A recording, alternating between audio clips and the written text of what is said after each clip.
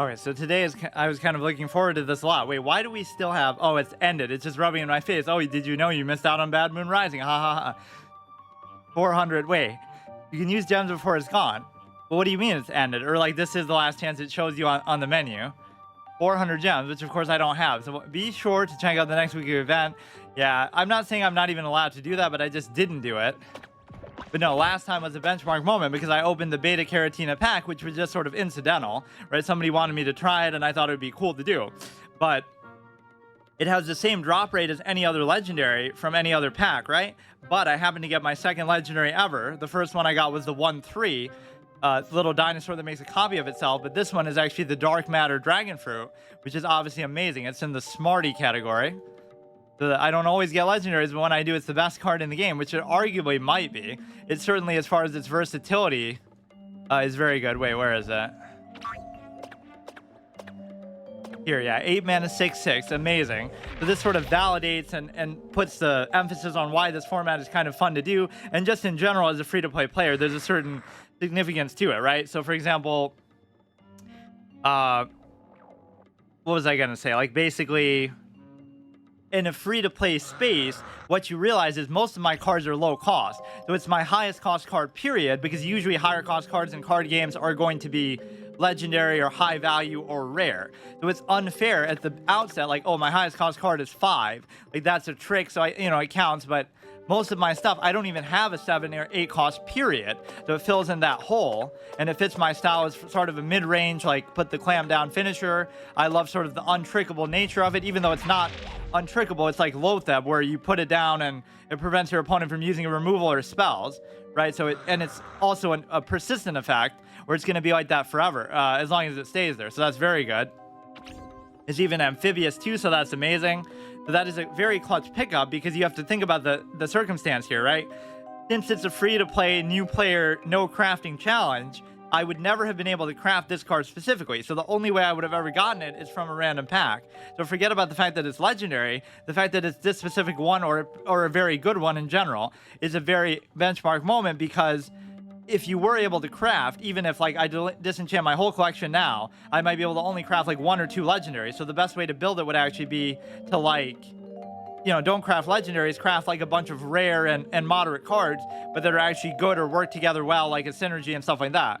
But my point is that it makes it so validating, because that's such an important moment, right? To say, now we actually have a good card, and it makes it meaningful. Otherwise, I could say, oh, I could have crafted that anytime I wanted, just like any other card in the game. But no, I couldn't have. So it actually gives meaning to that, right? Because when it's craftable, it's like, oh yeah, it's just the rarest card, the coolest card is just another thing that you could do. Even if it's expensive, that's kind of a moot point, right? Everything is available to you at all times, which is obviously a good, useful tool, but I sort of relish in not having resources and having something to work towards. So, what else was I going to say?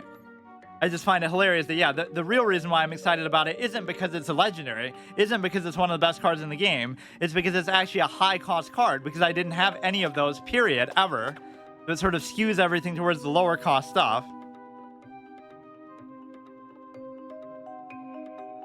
Or like last time I was making some misplays, so it raises some interesting psychological aspects, like, it's a bad tendency to know, like, oh, you have a free-to-play bad deck or whatever, so you know you're going to lose most of the games anyway, so you don't even try. So you make bad plays, and you try to do like risky stuff, so you develop bad habits in any game, right? When you first start as a new player, free-to-play player, whatever, you develop bad habits because you can get away with it, either because everybody else is so bad, or because your resources are so bad.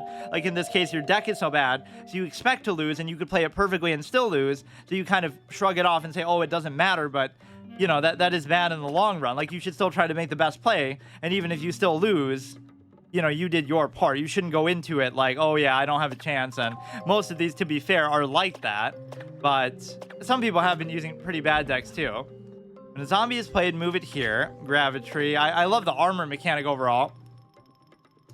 What else? There's like a lot of hindsight bias. It takes me back to an analogy I used in the past with card games. Like, your opponent has 2 cards in their hand, and you have a handful of minions. Like, you have a high cost one, like a 10 cost, and then you have like a 3, a 4, and a 3, right? So you can either flood the board with those 3 together, or you can play the 10 cost, right? So you play the 10 cost and they use a single target removal card and then destroy it. So, oh, you made the wrong play. You should have played the other 3.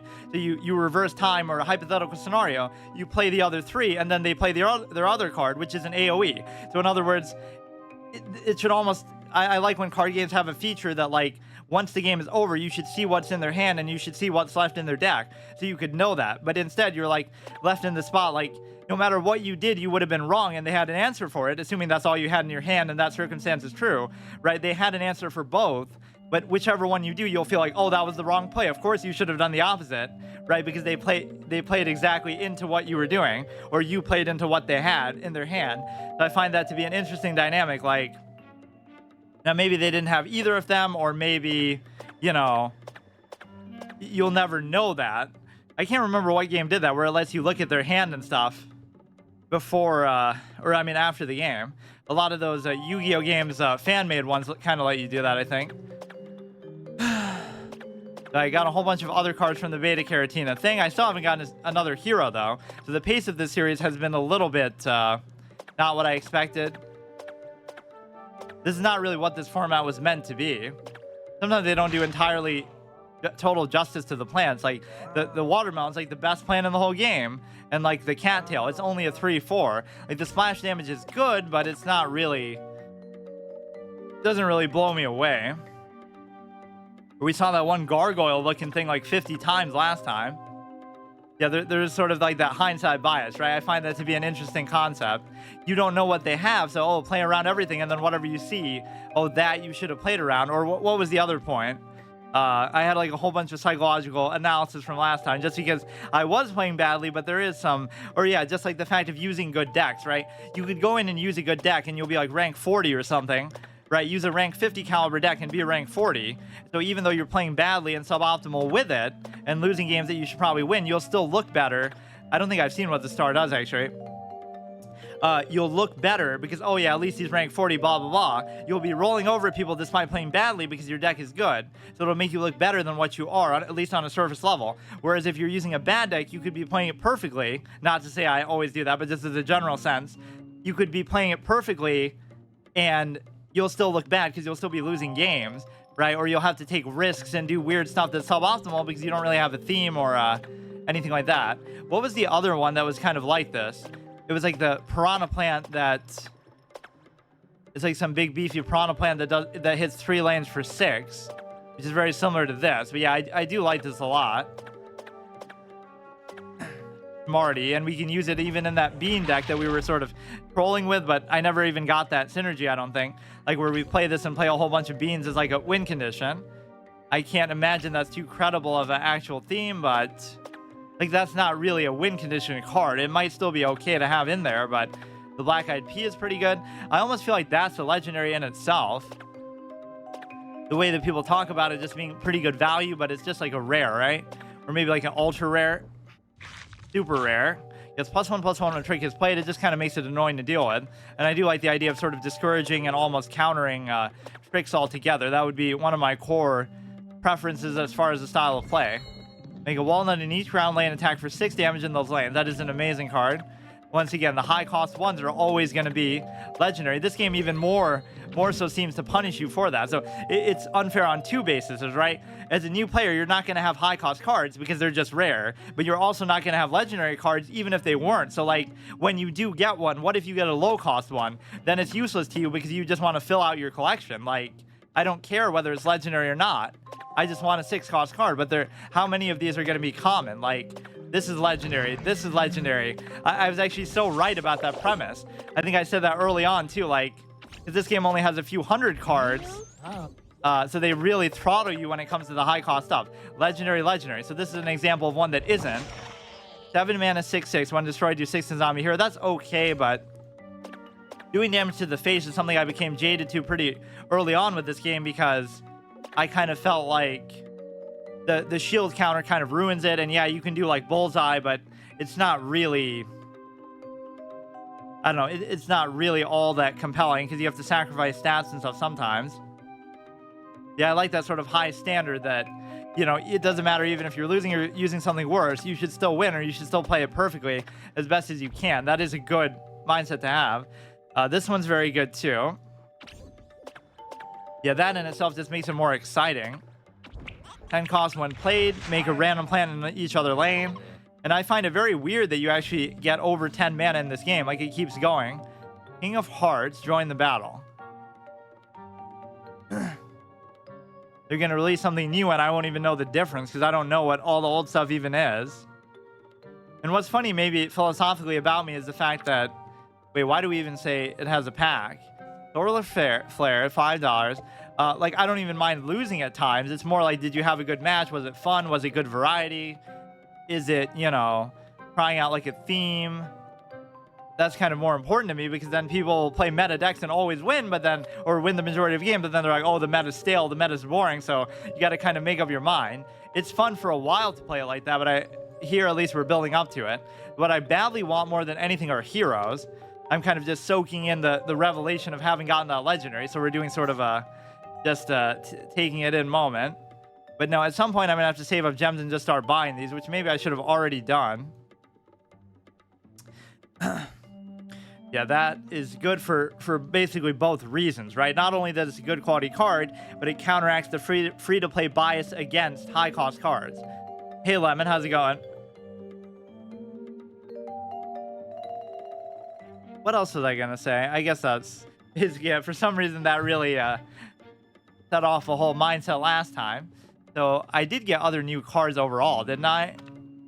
I don't think I adjusted my deck. I got 2 for that, I got 4 for that, and I got 5 for that.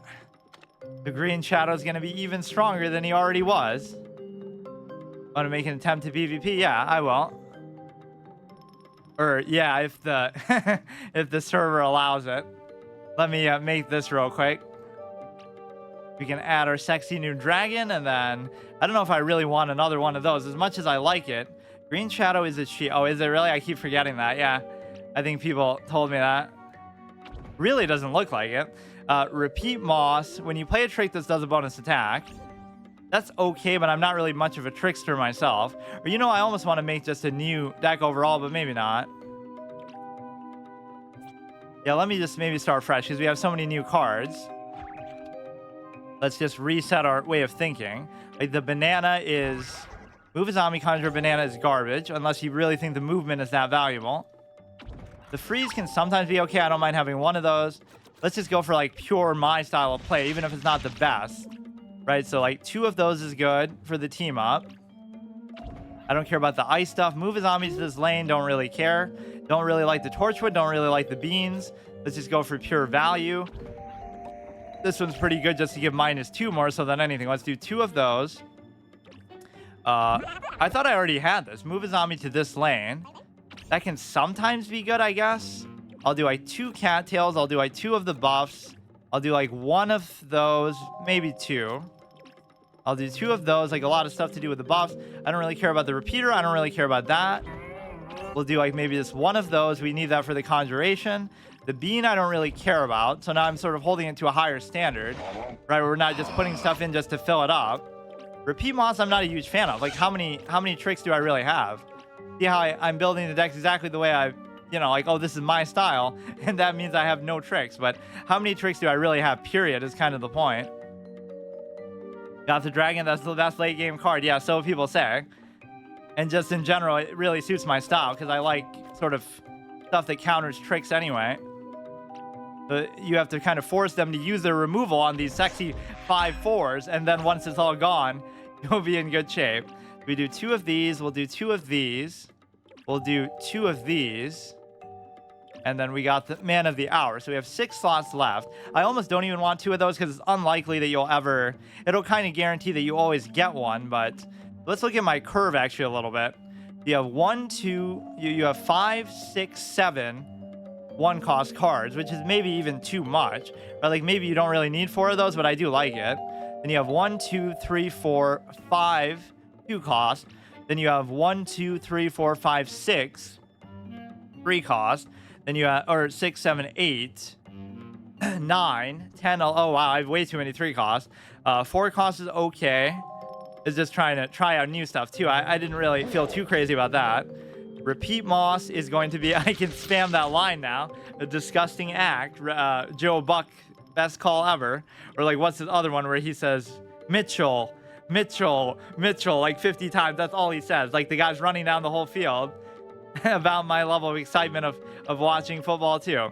Go two of these. So I have 6 slots to fill. And so I don't know what they should really be. They should almost be tricks in a weird way. Like you get a little more of the buff stuff. Like let's do 1, 2, 1, 2, and then maybe 2 of these. Or actually, this guy's pretty good. I don't really feel like I need more than that. The bean, that could be even better.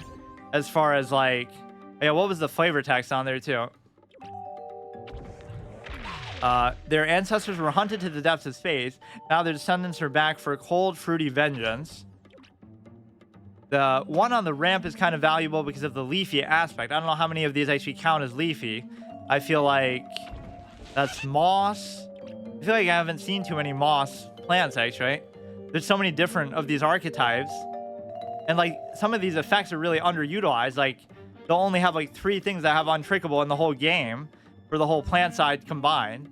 I don't need to do any bean stuff. Oh, I wonder what would happen if I... Will it save like that deck that I did up to that point?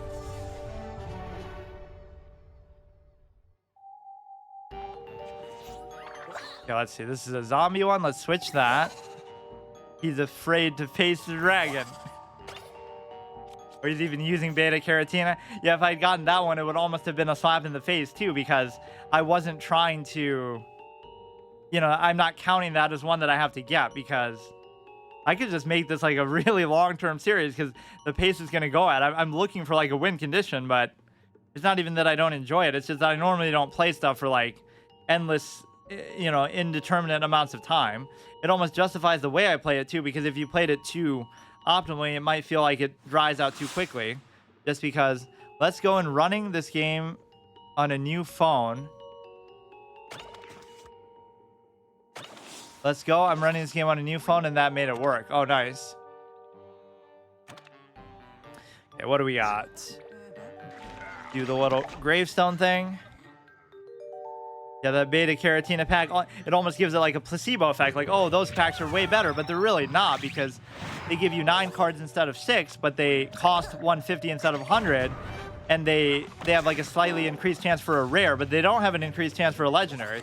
So it's totally nothing to do with why it worked.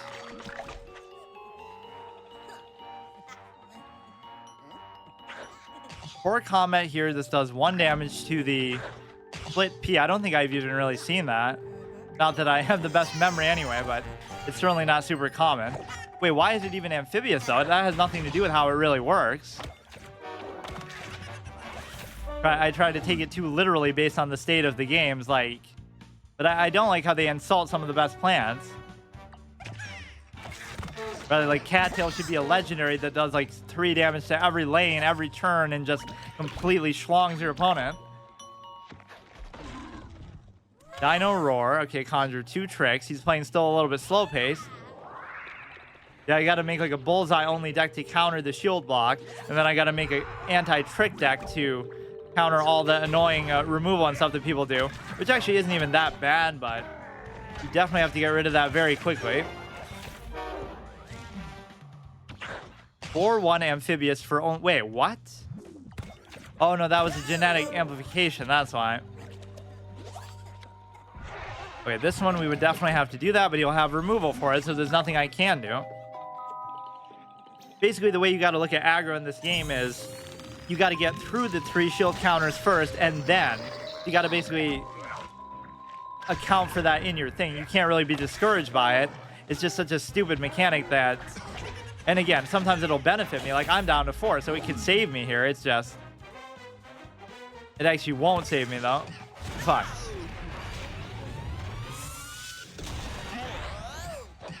Good game. I hope it doesn't reset that deck, though.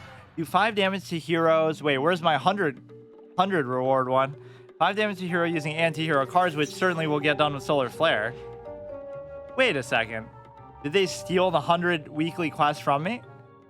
Next question, 158. Or is it because I usually play even later than what I am now, so I'll miss out on it? That would be really stupid. That's kind of important to get the 100 diamond one every week. It should save it as like an unfinished stack, surely. All right, here we go. Too few cards. Let's try a different one then. Impfinity the Smash, which has been actually really good the last couple times. Yeah, when it works, you really got to milk it too, because sometimes it just won't.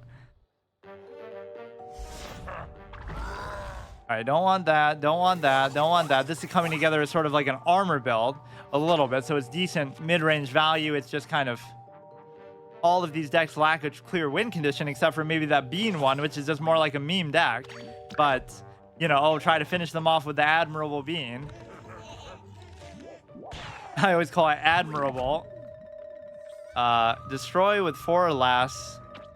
When shuffle 2 quick peas in your deck for the rest of the game, all quick peas, yeah. +1/+1. It's not really worth doing, but as long as it doesn't have some kind of ongoing buff effect. Alright, this is 2/3. When revealed, move a plant. I don't really care too much about that, so this will at least survive. Yeah, it'd be interesting to see what all the mod seed and stuff for the game is, but I probably... There's so much just to see, period, though. That's the whole beauty of it. Actually, I'm kind of against doing mods in general. Like, I played Skyrim for over 1,000 hours, and I did mods for, like, 1 day. Like, I just tried them out, and I didn't like it because there's still so much to experience in the game, even after that time, that it's like people will rush through the main stuff, and then they'll be like, oh, there's no more stuff to do, so let's do mods or something instead. You could do that to kill this. What is it? Lens next door, Untrickable. The card I would very much like. Yeah, see, I get rewarded for my honorable style of play. Not saying that there's anything wrong with crafting, but just, oh, wow. But no, just people were sort of doubting it in certain ways, but I definitely like it. It makes it so much more meaningful, whatever happens, for better or for worse. It's like I'm not in a rush to really get to a high level. Hard to measure how good the decks he's using actually are, but they don't seem like top tier by any stretch of the imagination. Move a plant, draw a card. For something with 4 or less, get the little bucket head guy. He's sort of playing into the whole untrickable thing a lot here. But I tend to not really like the cards that give other stuff that. Right? I tend to like the ones that just have it themselves that are very well statted. Like even in Hearthstone, there are cards like that, like the little Wii Spellbender. It's like a 2/5 that sits between your stuff, but they'll just get rid of that then. Even if it's untrickable itself. You can move a plant to get killed by the thing here. This does a bonus attack, but at least it doesn't get buffed. So that movement will be very handy actually here. I like how much he's... Oh, shit. I like how much he's burning out of... How much he's burning out of stuff here. Now this is... That won't work. Move a plant, draw a card, give everything health, which doesn't really have to do with that aspect. 3/6. Maybe we'll do that one, so it'll end up actually trading in. So that guy's gone on a whole journey this turn. Maybe it doesn't seem like the best idea. You could have just set up to use the removal on it. But now I should really make his hand suffer because he's already short on cards. I won't even use removal on it. I'll use a really well-statted... It could get really dangerous, though. You shouldn't really play like that. Like, I should still just do it. You 3... Yeah, see, he's gonna not let me get away with that, so predicted. Deal 2. Yeah, he's completely out of cards, so... Oh, wait. I get to... I get saved by my favorite mechanic. Zombie gets +2/+2. Let's do it on the one in the water. But he's just gonna kill me, though. Come on, just let me do the stupid trick. He doesn't even have any more cards. We get saved in the clutch. Look at these epic, the most epic game played at bronze 5, even though this isn't actually ranked. Look at what a clutch save that was, but I still probably won't win. Deal 3. Yeah, good thing that you can't take that text literally where, you know, I was having an argument with that text about the guy who floats around. He's like the one that moves every lane every time he hits. They don't make it super clear in the text. like that. Oh, deal 3 damage to a zombie. Well, I'm a zombie apparently, so it should hit me too. Like the other player's face. Good game. That was such a clutch thing at 1 HP. That wasn't even like rehearsed or like him toying with me, because it was just so perfect that it probably wasn't meant to happen that way. Heroes, have you tried the daily challenge? I should probably start to do those. I like how it's rubbing in my face when I come back to play too, that the event's over, but it gave me one more chance with the resources I didn't have. Undying Pharaoh for 6. We have one of these Egyptian type cards, like the one that takes away 2 sun from their is my chat bugged, or maybe nobody's saying anything? Like, yeah, the 6 cost, it takes away like 2 sun of theirs next turn. I like that too. Let's finish building that particular deck here for Green Shadow. And so he will be the guest of the hour with respect to being able to use the card. In fact, nobody else will. So we have a real bias towards Green Shadow. What could I name it that would be kind of fitting? Dark Matter Dragon Fruit is the ace card. So what is like a clever name? I can't really think of one.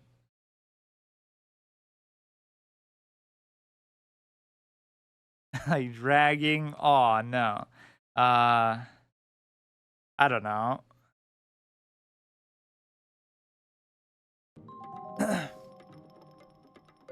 Let's look. What else is in there that... Wait. Oh, no, wait. Oh, don't tell me it reset the whole thing. Wait, what even happened? Did it really take away the whole thing? Whatever. I'm sure I can remember. Freeze a crowd, +5. I've been waiting, which is like the meme one. We almost have enough to fill that one out. Oh, shit. I can't believe it doesn't do that. Okay, what did I put? I put one of these. I went from like not being able to decide what would fit in a deck to now I'm holding it to actual high standard, where now it's much easier because I'm excluding a lot of stuff that doesn't really seem very good, which is most of my collection, the vast majority of it. Do like 1, 2, 3 of those. I don't even like the repeater. You could argue it's good because of buffs, but a 3-mana 2/2 is just not really my style. We'll do 1 of those. We'll do 2 of those. We don't even have a lot of tricks in general, but it's still not bad. 1 of those, 1 of those. That's the thing. Like, you can only judge card quality but so innately, because it's a case where you'll basically, you know, oh, that card's really good, but it's only good in certain circumstances, which I'm not going to be able to set up because I have such a limited scope of... I should almost do Amphibious, or I should almost do more of the buff thing. I can't remember actually what I was going to do. We have the dragon. We have the... Either you want more of these just to have like high cost stuff, because aside from the dragon, these are the only 2 things you're going to have of any value. Bouncing a zombie can be okay sometimes, but it's a little expensive, honestly. You don't really have the kind of hard removal that you need with this, so arguably that has a certain value to it.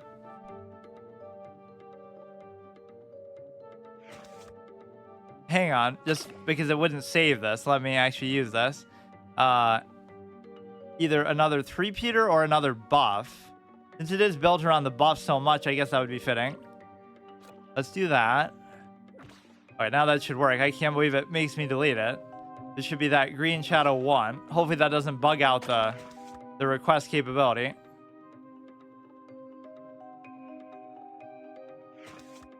All right, get to be the zombie again. Okay, we'll do Super Brains.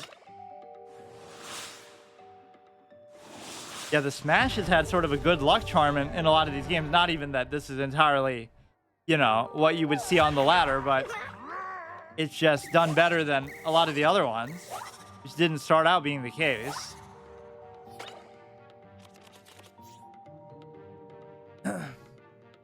We still haven't gotten a chance to play that one. I guess we'll do it in just a random rank game, saving it for a special occasion. The sound that he makes on the menu isn't really that cool, though. I like how they just loop them over and over, so it can be really annoying if you're, like, trying to talk over it, like I'm just looking at it. Okay, so these are just going to be... Move a zombie gets +1. I certainly don't need that many of them. Destroy a plant that has 5 or more, which is very good value. I might actually have to do this to have anything to play, because I just don't have anything.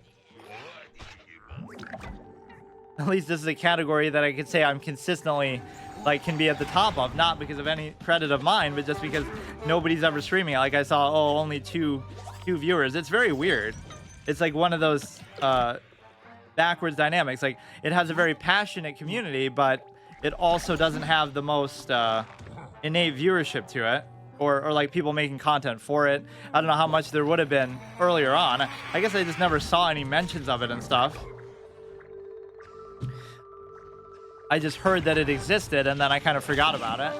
Like, surely I'll get around to it before it dies out, which thankfully I did, but sometimes that can be a real problem. Like, the main reason why I'll play a game that I haven't played before is because it's about to go offline, which isn't necessarily the case here, but at least it's not in so much active development. That is obviously a very fun card to get stuff that we ordinarily wouldn't be able to have. Obviously keep that. Or at the beginning, I was kind of a moron and not really used to the phone aspect of the visual, where I'm like, oh, you can keep those cards? Because most of the time you wouldn't have a reason to anyway, but this is going to be 5-6, but that's what I normally have. Shuffle a pot of gold into your deck, which does what? Draw 3 cards. Okay. And destroys a plant, destroy all copies of the plant. That might be my first time ever actually playing that guy, and we get the wonderful treatment of getting his face cut off by the phone. Like, look at that, dude. I'm just dead anyway. Yeah, I made a misplay. I should have done something that wouldn't have led to me dying there, but there was... Oh, no, I actually don't die. Draw 2 cards, sure. Watch another epic late game comeback. 9 mana, 6/6. On your hand, this costs 1 less when you play a trick. When played, this does a bonus attack. I better play more low-cost stuff just because he has too much stuff out there. He has +1/+1. You can also do that to do a Space Cadet just to block one or block that row. Very clutch timing. Could give it Deadly, but there's really no reason to even do that. Move it gets +1, not really necessary. Look how we're hanging on by a thread, though. These last 2 games have been insane, regardless even of the outcome. Sometimes low-rated matchups are actually the most fun, or like, you know, with not always the best decks. The problem is that he's going to summon something unexpectedly here. Yeah. Gonna lose to a dinky 1/1 mushroom. Or I could move it, obviously, but... Move it, make it do a bonus attack, or I could just make it do a bonus attack now. In fact, he should basically just be dead anyway.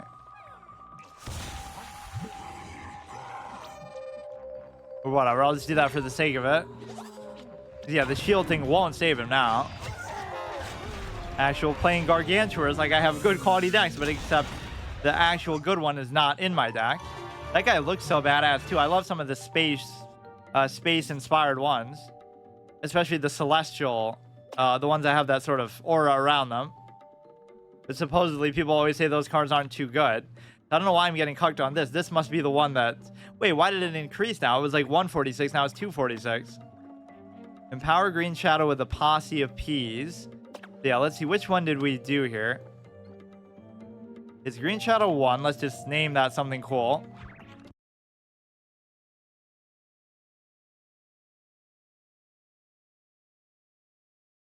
Not that it's still not really like a pure win condition, but it's just such a good value card that you can't go wrong. We'll give Green Shadow a chance, then we'll give Wall Knight a chance. Go ahead, change a couple things. This one I might not need to make like a new one altogether. I'll basically just okay, we'll give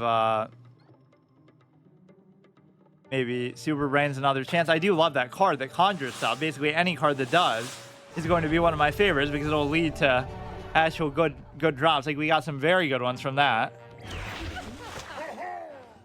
2/2/2, pretty good curve here. This trick's effect is just environment based, which isn't going to matter. Strike through 2/2. A lot of these mechanics though I don't really think too highly of. Like I don't care about strike through, I don't care about bullseye, I don't care about I like amphibious and I like team up. Those are the 2 mechanics I'd vouch for.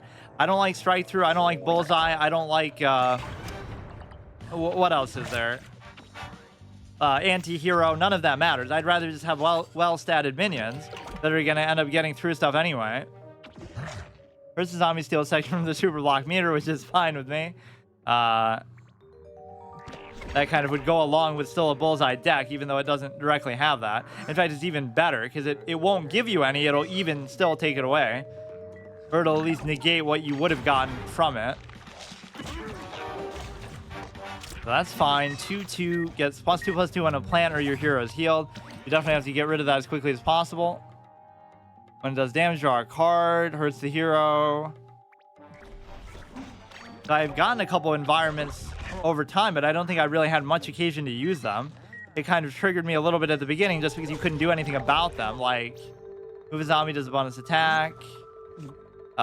Sure. I mean, it's going to come to the same thing anyway. This guy can't use ranged attacks anyway. Have you played Garden Warfare? All he can do is hit you with his fist at close range, which is kind of a, comical limitation for that genre of game. Now, obviously, a lot of games have that, but it just felt sort of stiff and clumsy, right? Like, he's no Reinhardt where he's going to go and rush at you. Yeah, just whack the guy who's shooting you with a machine gun or a pea shooter with your bare fist. Thanks for that. I get a free 1 HP heal now, which buffs the guy. Well, I think either way, yeah, play around the block meter, I guess. I guess I was afraid he was going to do that anyway, though. Yeah, that's going to be really hard to deal with. When Science Zombie does damage, what does this one do?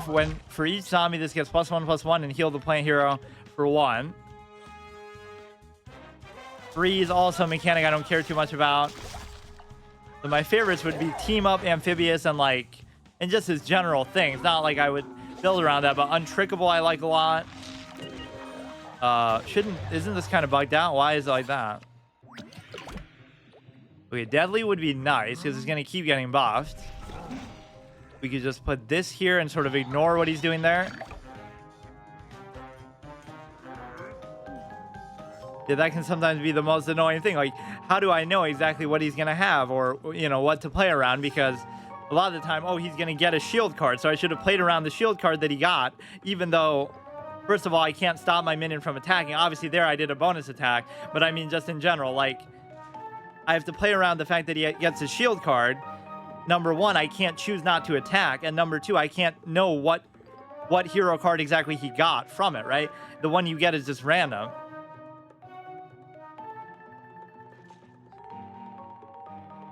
How could it be 0 if he's literally in the middle of a game?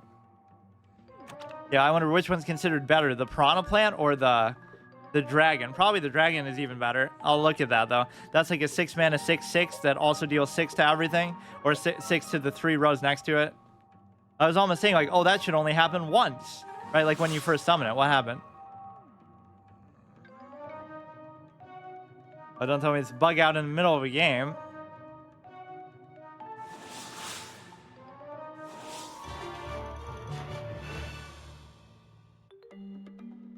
Huh. Or is that like maybe mind bugging out? Thanks for that. I get free HP heal. PvP God, Plant's Knee. Or it could be maybe bugging out on my end somehow, but as long as my stream is running, you would think I'm fine. Like maybe I should re-roll these and it might give me 101. Win a game with a crazy zombie hero. Deal 5 damage using anti-hero cards. I probably would have done that one in the context of Solar Flare anyway. Let's see, we made the new green chat. I almost like to keep it tidy where I should just delete the other ones, but just for the bean meme's sake, I'll do it. The dark matter is set. What was I doing? Solar Flare in this one. What would I edit out of here? I wonder what happened. My thing might have just bugged out.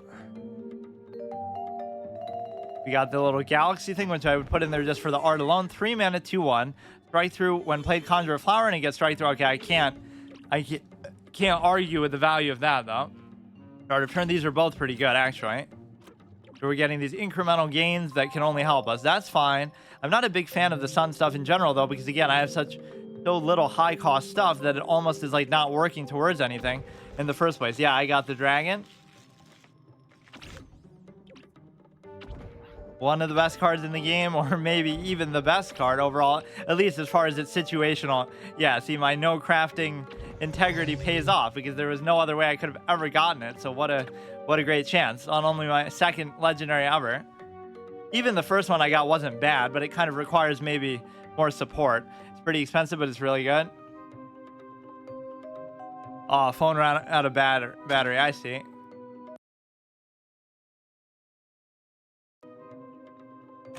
All those games we played were actually pretty epic where it kept coming down to the wire. So what else would I put in here? What would I even take out is the point. 4 of these, 1 of these, 4 of those. You obviously need the hard removal. Some of these decks I just don't have any, or I mean, some of these classes, basically, I don't have any hard removal at all. The Bloomerang, I keep saying how it's just not good and I don't like it.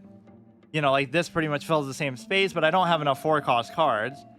What could I get rid of here? That's very good because of the Conjure effect. I do like the Water Chestnut, but it hasn't gotten great value so far. I should get rid of like 1 of each thing that has like 4 or maybe 3. I can get rid of maybe 1 of those. I do keep trash talking the Bloomerang. But I do feel like, look at my 4 curve is only 3 cards. So that could be a little tricky. You have 4, maybe I have too many of these, but again, it's important to have them because you have so few cards in that upper echelon anyway. That might be okay. Try to actually come up with names for them now, but I'm not really. Name it after my best card, just like there's no theme to them, so it's very hard to even come up with anything. Right, there's no synergy, no nothing. Let's do that, and then let's do Solar Flare, which again is sort of turning into an anti-hero thing against my wishes even. I like the Water Chestnut. I like the idea behind it. If you buff it with something, it's an 8 health minion and amphibious. I basically just like amphibious in general. Could be very annoying to get rid of. Okay, so this is the same thing. That's pretty good. That's pretty good.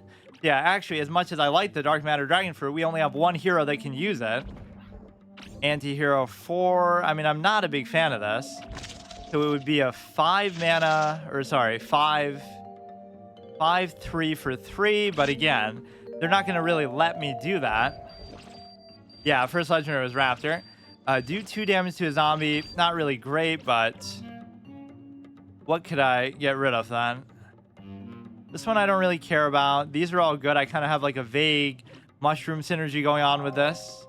Team up is okay. This thing is very good. Usually, this is almost like an amazing card because it's almost never not a 6-1, right? I always get it to be like a 6-1 without even any special effort or going out of my way.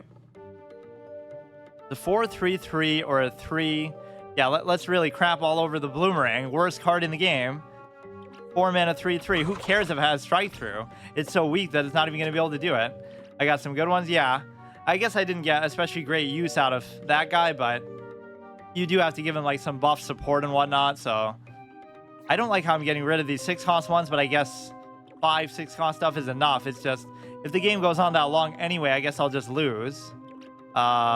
I do like this 3 mana 4-2. I really can't decide. 2 damage to a zombie. That almost doesn't seem necessary. Like, when am I ever gonna... I'm not really the type to use basic little cheap removal like that. Why not just play it on the board? Yeah, now people say that, oh, the only reason why you're winning is because you got lucky with that. But against all the other odds and circumstances of what I'm doing. Free to play, new player, don't play that much, no crafting, all these different things. What could be a name for this?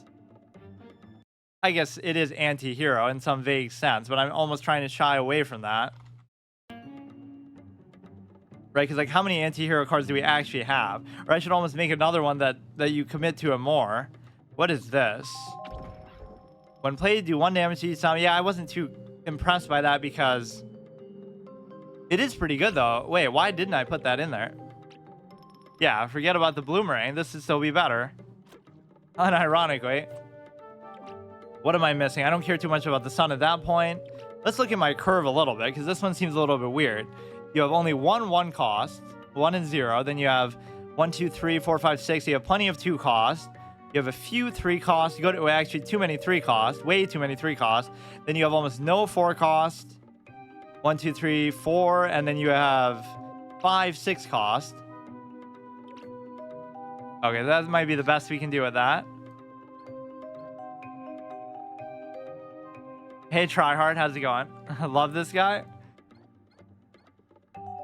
Okay, let's switch over to zombies. Not that I'm gonna need to do it because I'll, whatever. I'll never lose with those anyway. I think my best streak so far is with Green Shadow, just because he went that whole episode basically without losing a single game one time to get to like an epic rank 15. Let's do this. So some of these are going to be insular synergies that I just don't have yet. Science Zombie, I don't have enough of those. Gourmet Sports Zombie, when played you get +3 this turn, which basically just means he's free to play. Right, and then people use him with the slime and all that kind of stuff. Each Science Zombie gets a bonus attack. Again, I don't think I have enough of those to really justify it yet. 1, 2, 3, and maybe I do. When played on heights or in an environment, it gets +2/+2. Moonwalker. Some of the designs of these cards are actually awesome, but some of them don't even mention zombie in the name, so it's confusing. Like, oh, just a regular firefighter. I should almost make a separate one just to try that, but for now, I guess I'll leave this the same. We got like that 4-attack amphibious one. With Frenzy, like the surfboard guy. I forget what deck that's going to be usable in. Rather than legendaries now, though, I would much rather have another hero, because that's what I was trying to work towards. Oh, shit. Just randomly bugs out in the middle. That one at least wasn't the fault of the game, I guess. His phone actually ran out of batteries in the middle. He couldn't handle the epicness that was that match.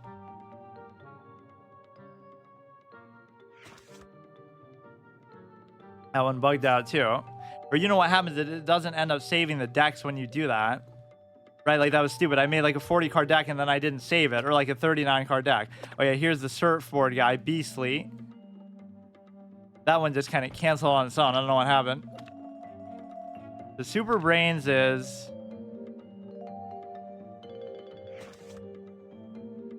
Why does he keep doing that? Maybe I should try to challenge him. Yeah, the point is I could try to commit to a mechanic like anti-hero with Solar Flare, but I'm just not really convinced by it, but it almost is the playstyle that you should go for, because,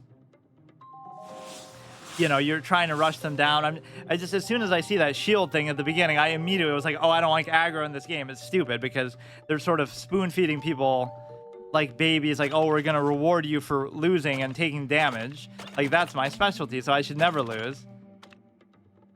It sometimes bugs out like your friends list. I should try to challenge him. I still haven't played the card. We're gonna go the whole episode without even doing that. I'll give it a chance here, I guess. I can't tell if that's him actually choosing to not do that or it's actually bugging out. Okay, which one did I just do? 4 cards here. He really wants to play as the plants a lot. He is deeply afraid of my epic legendary dark matter dragon fruit. Yeah, see, that defines actually partly the kind of cards I like anyway. Just, it's good value, period. It doesn't require any support or synergy or whatever. Just give me a 5-mana 10/10 like the old Magic Gigantosaurus. One of my favorite cards in card game history. When I saw it, I almost couldn't believe it because it's so stupidly statted. It costs 5 mana and it's 10/10. And that's it. Like, there's no downside. There's no anything. Like in Hearthstone, that was always a meme. Freshwater, if you're here, this deck is for you. There's a meme, 4 mana 7/7. And even that had like a downside, you know, the whole 2 overload or whatever. But in Arena, that card was nasty because you couldn't really plan for it. If you didn't have removal, you're pretty much just going to lose the game right there. Deal 6 damage to a zombie here. Okay, fair enough.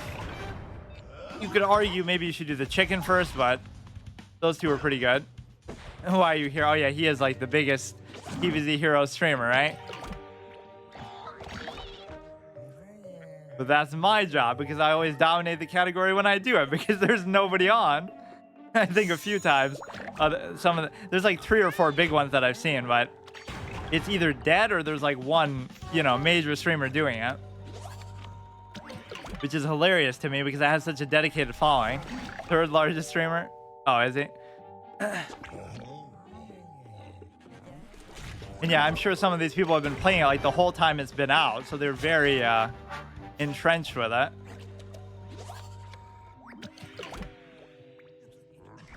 Okay, we go there, and then we don't have it. Or no, you probably should have done 2.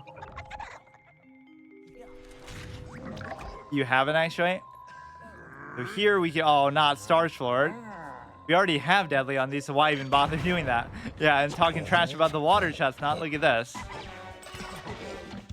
Yeah, why do people meme on this guy so hard? Like, he can be good, I'm sure. If you can protect him, he can probably get out of hand, but... He gets +3, but what does that really matter? Like, I won't even have enough room to play all this stuff. This all seems kind of meaningless. He's good with Spudo.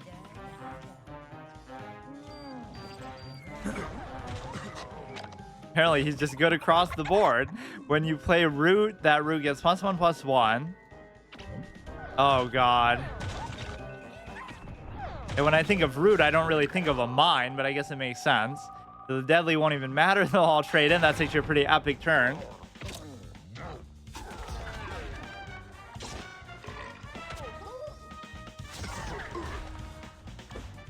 We even get the name drop. Call them the Spectral Knight. They're the ultimate name droppers, where they mention both Kel'Thuzad and the Lich King in one breath. It's almost like that's what they were going for with that. I find that hilarious. Like, he name drops the 2 most important characters in lore like he knows them personally. Do we get like we could do like Death Touch and bonus attack on this guy to kill the Star Sword finally, and surely his spirit will be broken after seeing that. Or we could even give it another one. If he was a 3-drop, 3/4, that'd be amazing. Or yeah, just do it again.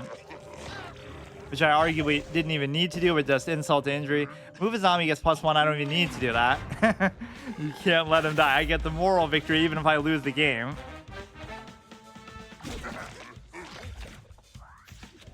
George Lord kill count 2, I think at least. I haven't seen him that many times though, to be fair. This game is like so super fast paced with the animations. Like, you would never have that problem like with the Grim Patron where you're kind of roping every time. What is this guy? 6/1, tough beats. When played, this gets +1 for each other plant and zombie. Yeah, that's one of those hilarious effects. Like, I'll play around it by just not summoning anything. Like, there's cards like that in Hearthstone or whatever. It doesn't reward you for what you're doing. It rewards you for what your opponent is doing.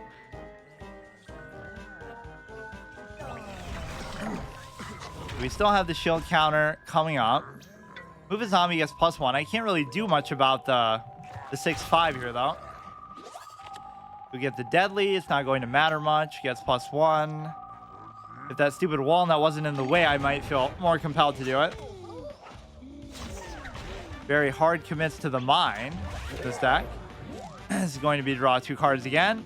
Gonna mill myself out. You don't even really get to see the deck, or I guess you kind of see the card backs, but you can't customize them in this game. That should be $4.99 microtransaction. Instead of a leaf, you get like a tree, the Tree of Wisdom card back. This is what you get for killing my Star Sword. I would have moved to do 5 damage. Yeah, he is a little bit lower than maybe I realized. I should win just on the back of Amphibious. He shouldn't be able to kill me. I should almost just ignore what he's doing, or I can play like 3 different things, so we'll put that there, and then we'll put this just to block. 1/3 when it does damage, draw a card. So he still has the 1 more shield counter. Oh, here we go. Star Sword again. But yeah, how does it work with having multiple legendaries? I think I forgot. Not that I played with many, but like, can you have like, you can still have 4 of them, or you can still, wait, what, am I gonna die? You can still have 4 of them, and also you can play like multiple of the same one at the same time, or, well, that was just unexpected.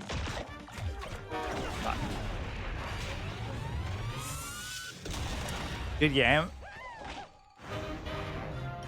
That seemed like a little bit better of a deck, or at least it went well, maybe.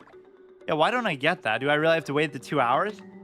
I normally play it pretty late, but not that late. Huh. I'm going to miss out on that very valuable 100 gem weekly quest thing that we typically miss out on anyway because I can't do it. Like, it do 300 damage to heroes, but I won't play long enough to actually get to that point. We got the sexy surfboard guy, which I do like a lot. He just kind of clowns most of my amphibious value because if you look at it, like we have that 5 cost, free 5 or something really shitty value. What is it? That's like for plants, isn't it? I just want to make like an amphibious only deck and just troll people with it. But you won't really be able to because, or you have to use those environments that turn everything basically into amphibious. You'll get -2 on everything if it's not that. So what did I not do? I can't even remember what I keep changing. Super Brains +4, that kind of tells you, but it still doesn't because I keep not finishing it.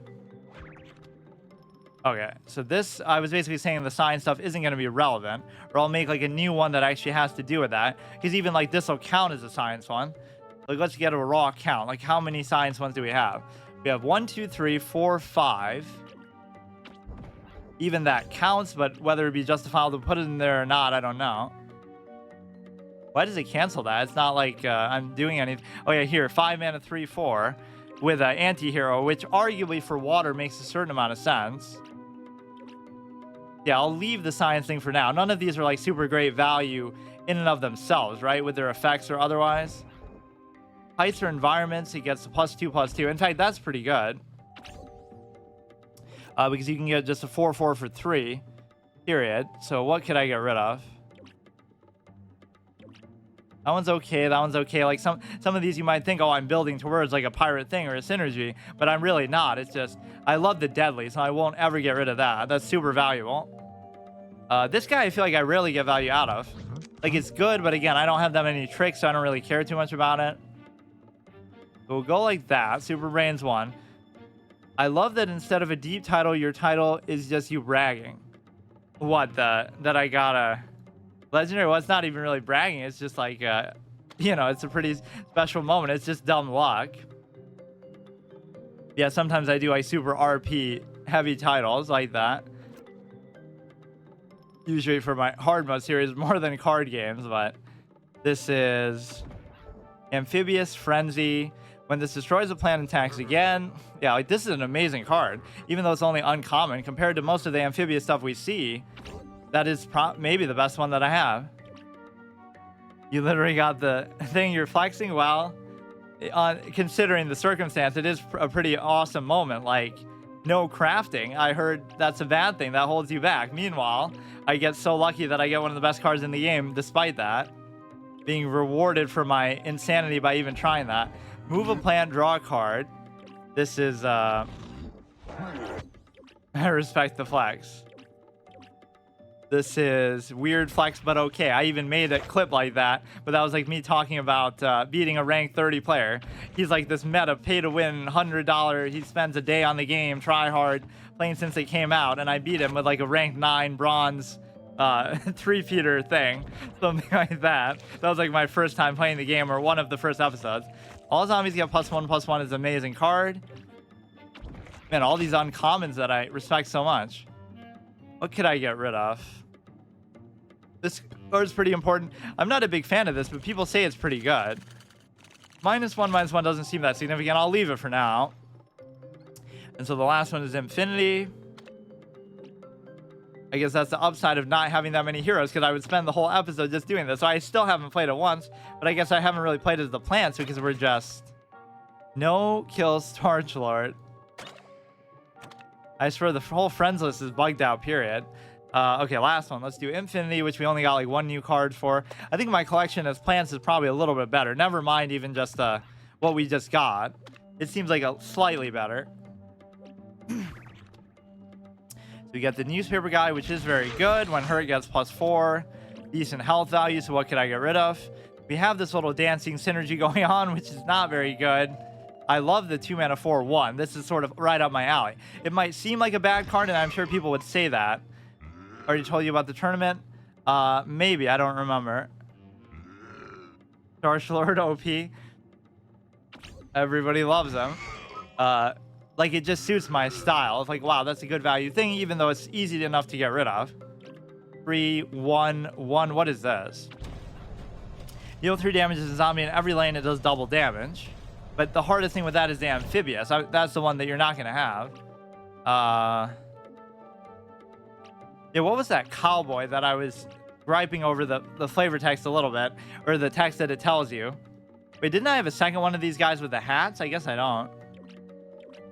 The firefighter is kind of bad in the sense that you sometimes don't want to bounce stuff. But I don't really have any good 4-cost stuff otherwise. What could I get rid of? 1, 2, 3, Gargantuar. Cuckoo Zombie could be good for aggro, I guess. Yeah, it seems like one of the best value cards I have for that.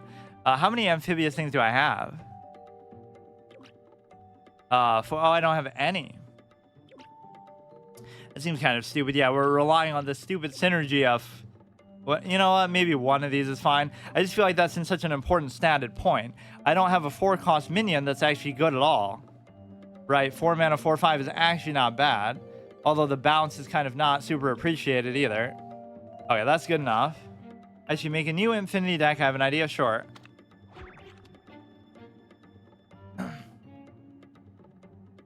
What's the tournament? You have a lot of aggro cards for Impfinity. Yeah, like what if I just go hard with the Dancer? Or... Wait. Why is it saying that's new? Add 1 Space Pirate?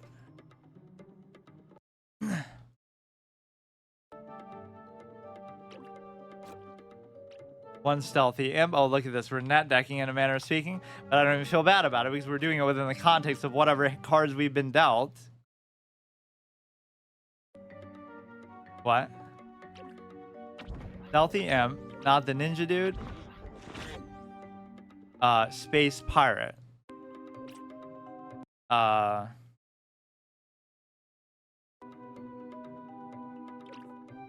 defined. It's not one that I don't have, is it?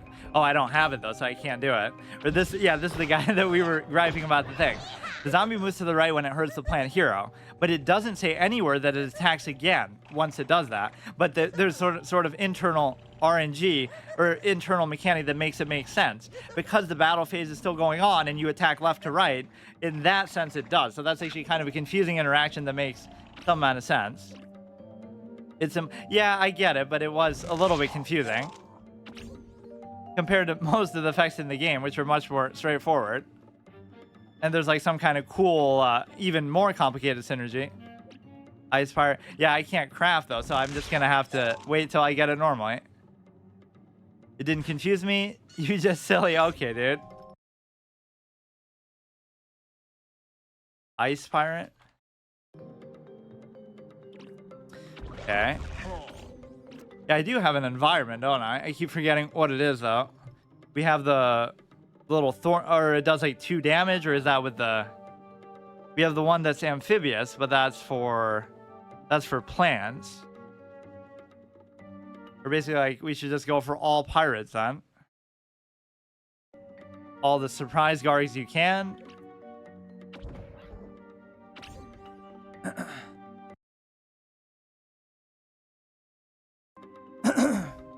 That would be this one. Only one. This is Zombot's Wrath. I don't think I've gotten actually good value of that yet. When hurt, make a 1/1 swabby with amphibious in a random lane. In fact, this is one of the few instances where I don't mind net decking a card games where I normally hate it and avoid it. Because, yeah, if you're allowed to just do whatever you want, then it makes it too simple, doesn't it? 4 Bungee Plumbers. Yeah, that is pretty good, yeah. 1 Zombot's Wrath. I mean, I should just be able to find these anyway. It's not like I have that many cards that I have to search. This is actually funny. I'm looking like, oh, I have 1,000 cards. There's not even 1,000 cards in the game total, I don't think. It's like, I think I counted, it was like around 500 something. Or maybe I'm wrong about that, but... 4 Anti-Hero Imp, 1 cost. Here... This guy's really good. In fact, I don't know why I didn't have 2 in the other deck. For the Clock Zombies, okay, I can get behind that one. Yeah, this will be basically aggro top of the line. But let's see if he decides to put the dancer ones in there or not. Or of the fish. Yeah, I did kind of neglect to put that in there. The dancers, he's probably going to leave out. But see, when I end up having so few cards, it ends up being like you almost have to do it just to fill in space at some point. I think this would probably be necessary too. For smoke bombs. Yeah, like I'll never know necessarily the names of the cards. This guy I do like. One chicken. We only have one of those dancers. Why did I feel like I had multiple? I had one game, I guess, where somehow I flipped it back with the firefighter. The ultimate synergy, am I right? You play the guy, then you flip it back, then you play it again for the maximum dancing damage, which actually was still pretty good, but it's super expensive and slow.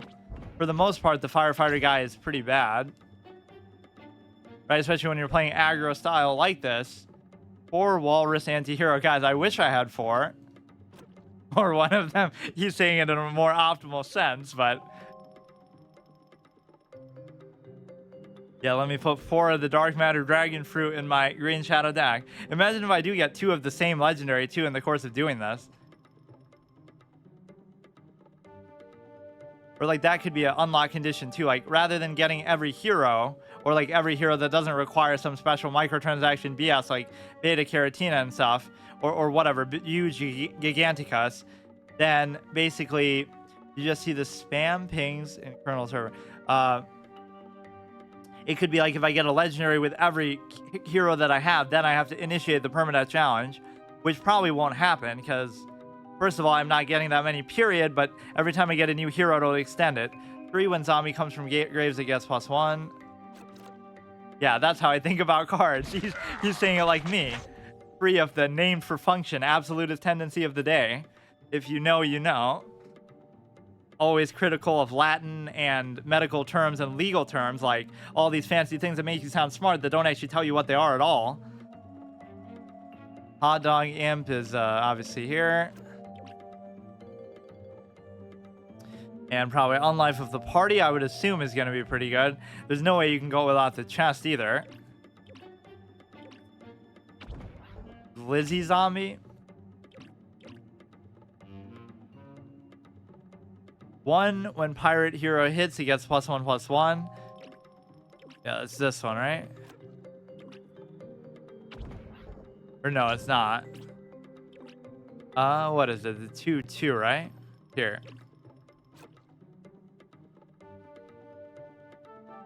Yeah, I was actually using that anyway, despite the fact. This is uncommon when you have +1/+1 when you play a zombie. That's +4, like an enrage effect. But yeah, again, wouldn't it make more sense for this to have the double attack like frenzy? Some of their interpretations of the way the cards, the plants work or the zombies work in the games are weird. That would be the immediate reaction would be that's gonna have frenzy. 3 bongo zombies. Is that the... what is a bongo zombie? Or wait, why do I have 4 of those now when I thought I had... oh no, I was confusing it with this. Abracadabra. I do have 4 of those. That could actually be pretty crazy if you get to play all 4 within the course of a game, which is pretty unlikely. Or is it this one?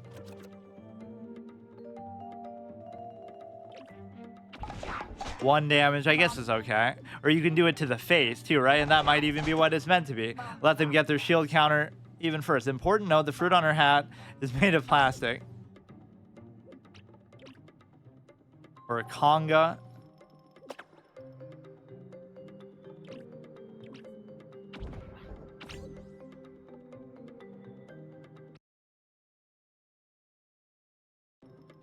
Oh, that's actually, yeah, what it is. I thought that was something else.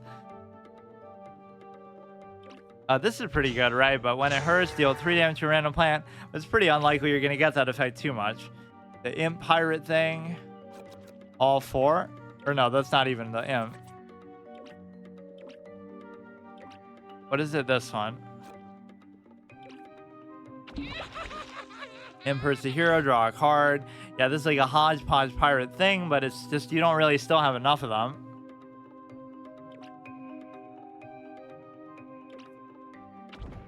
An environment, each turn does damage, deal 1 to each plant. Yeah, I think Unlife would be pretty good. 1 barrel zombie. Yeah, the numbers are more so dictated by what I have, not whether it would be good or not to have that many. So he might avoid, he's avoiding clearly he's avoiding the dancing stuff, gimmick. Probably need a little bit of removal just for the sake of it. If you could hit face with this too. Yeah, to a plant. Why not the plant hero? This thing would probably be pretty good too. 2 dancing zombies, really? Why not just why not the chest though? The chest would be so good. Or disco zombies, you mean?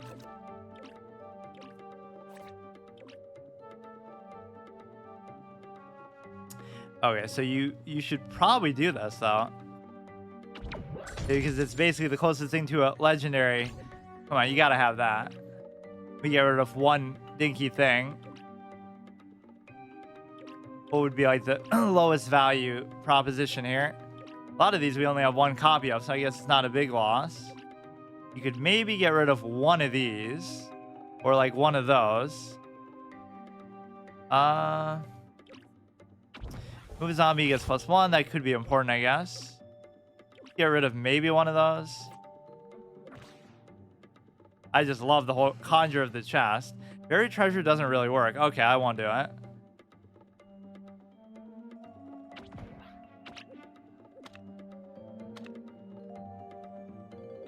I feel like it works in everything though, just because you know, whatever you get is going to be transformational, but I guess you're relying on just killing them overall before anything happens. So we can try that, and then what else was I not done building? Or I maybe did all of them. It's fine. So let's basically I want to give this one a chance to play the dark matter dragon fruit first of all. You know what, let's even build the suspense more. That's the deck for sure. Let's see how far it goes. We'll do it's that one, right? Must be the most recent one. Or no, wait. I mean, it is still a bunch of random stuff, but it's still probably better value than you would typically have. I can't believe, as much as I like him, probably the best deck I have. But yeah, let's test it against Green Shadow. Let's see who goes farther.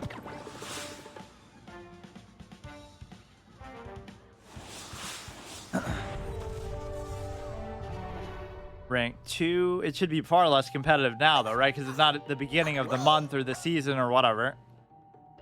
You have 1, 2, 3 is okay. Curve. Just got to go face like crazy is the only point of this, I guess. Do 2, which is kind of what I do anyway, but it gets discouraging because of the stupid shield thing.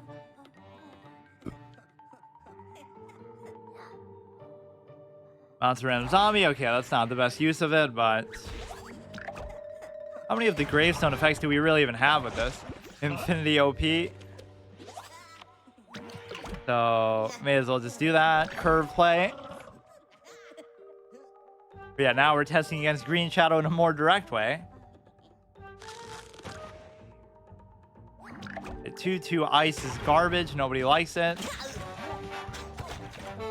So for some of these people who do commit to it as like a whole deck theme, you almost shouldn't use that as removal, but maybe. You should just play the 3 cost, I guess. Make a 1/1. Kind of ignore what he's doing on the board, and it could come back to bite me, but it's unlikely. Or it seems more fitting to use that expression if you're playing against a zombie. It could come back to bite me, literally. Even though everything here uses ranged anyway. The biggest confusion of interpretation with respect to the trying to stay faithful to the games. 0 out of 10, they introduced ranged attacks for zombies, which only 1 zombie in the whole original game even has. I mean, you could trade that in, but let's not. Let's play totally face is the place. Who cares about that thing?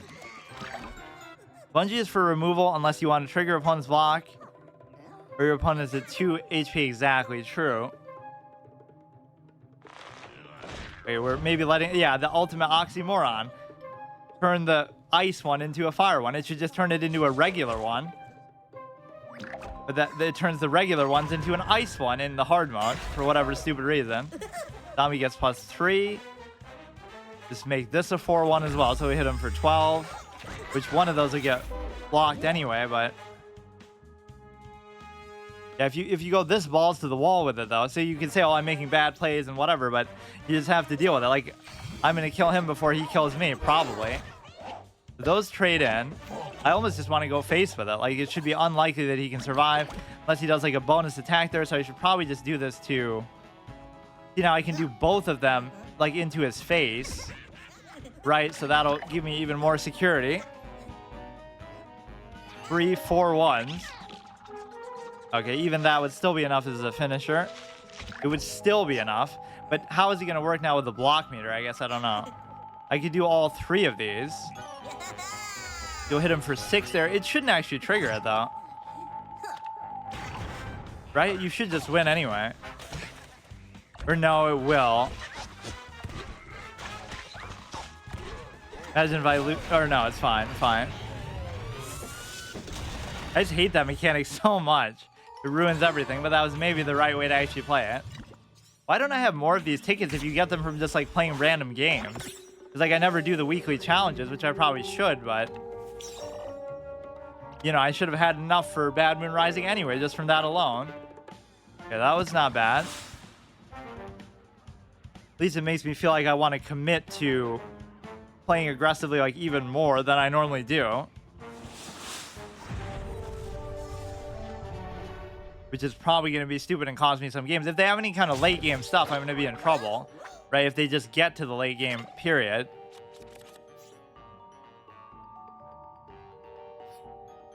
Weekly event is Say It With Me. One of the best cards in the game. Is it really?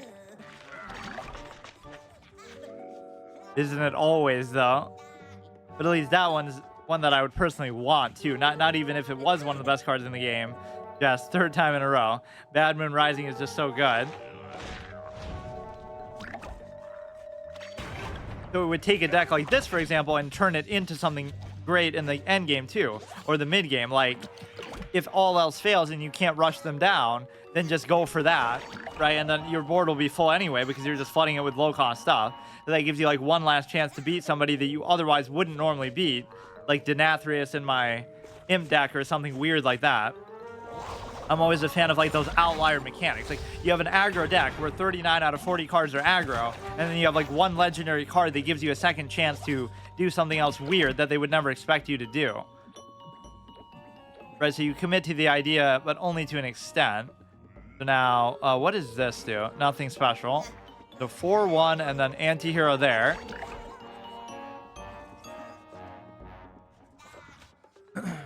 Rank 8. Double strike, not a big deal. Yeah, so you shouldn't even worry about removal, or you shouldn't worry about even trying to play on the board. Just ignore what they're doing. Which is kind of how I was playing at the beginning, but then it wouldn't work because either my cards were just so bad, or... Again, the block meter would just keep cucking me, basically. You could do that on the repeater. That almost seems proper to do. Do 1 damage. Let's do it to the face, though, instead. Or let's not even bother doing it, and we'll just kill that with... Like, you could do this, but... No, that was stupid. I should have just waited and done that. Remove the repeater. Yeah, I don't know why I played that. We'll get rid of the Torchwood at least, I guess, but... I'm just obsessed. Face is the place. Just go face with everything. But yeah, this definitely has strong burnout potential. Maybe I just win. Yeah, he has a lot of stuff in his hand, though. That always scares me. It's almost a sign of a good deck that they actually don't burn out super fast. And he's even using Torchwood.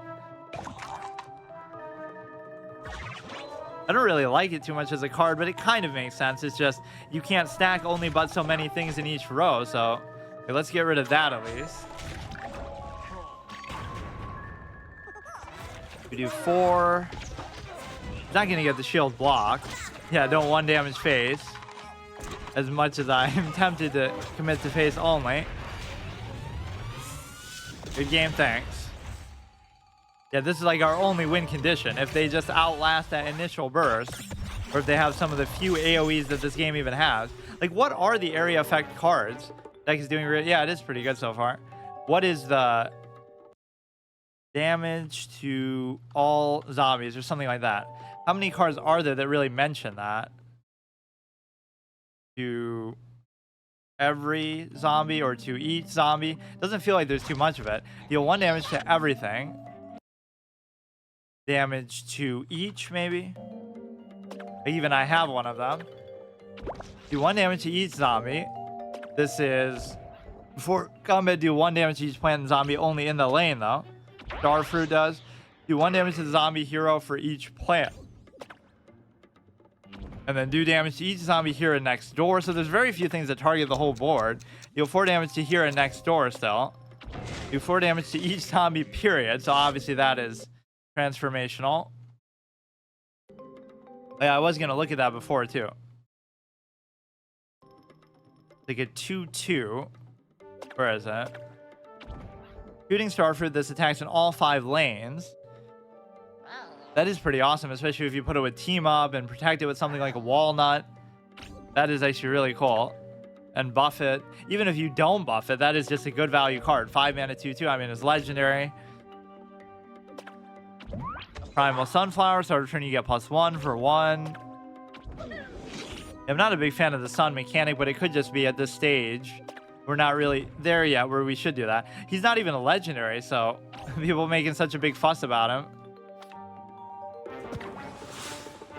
I'll even skip ahead to Green Shadow just to give the legendary a chance if I do lose.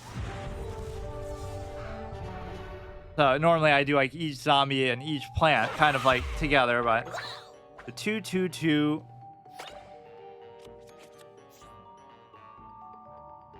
We're just going to face a deck that actually has long-term value, which you wouldn't think you should face too many of those at such a low rank anyway. Deadly is almost not something you want because you're not trying to trade in too much. This deck won twice in a row. Good for its time. Yeah, that is about better than what we normally do with a lot of them anyway.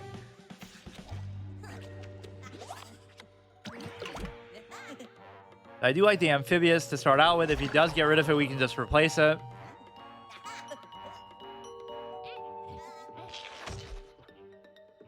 Bullseye, Amphibious, okay. So it's unfortunate, but we can just do pretty much exactly what I just said, which is to probably replay that. Or I could do the 4-1. Either way is fine, actually. Let's just do it. I would have thought that he wouldn't have wanted this card just because it seems bad, but it seems bad and good at the same time. It's kind of hard to explain.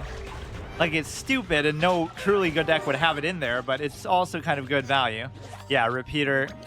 Unlife of the party we can do, or it's almost like more a curve play though, where you well, I hate these turns where like you just don't play everything that you can on curve, but I'll still just do it. Yeah, see, he's guessing my plays and I'm right on point with that. I just have like a curve philosophy. Like I like to spend all my mana, otherwise it feels like a waste. Maybe you should do that, or actually I'll just do that anyway. I don't care. Deadly. This is maybe like a bit premature, but okay. The Gravestone thing I haven't gotten too much value. Probably should just do this. When revealed, move it. I kind of want it to be there, I guess. The ramp doesn't have as much impact as actually I thought it would. Like, a lot of the time it just feels like another lane, whereas the water is obviously hugely significant. +1 on, and he doesn't even use it as we're talking about it. The Cactus. Here we go there. And yeah, even that should have like strike through instead of bullseye. Or maybe some kind of AoE effect, but it's more like a vertical AoE. He's down to 5, so the stupid shield thing is going to get in the way, though. We don't have to worry about the Cactus at all. But I kind of have to because Now there's kind of nowhere to put anything. Right? You know what I should have done is, you know what, just do this. Who cares about the amphibious? Still at 19 HP, safe to say you win, unless he has some crazy stuff now. Just to drag the game out. This is where the shield thing can really save you.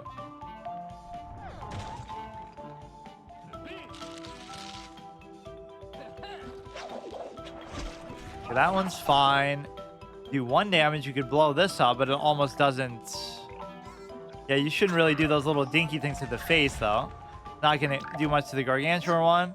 Or like, you're gonna do that anyway, though, aren't you? I don't fully understand still sometimes how this works. If I do it to the face, it'll trigger the thing, and then it'll trigger it now, and then you get it out of the way, and then you kill him.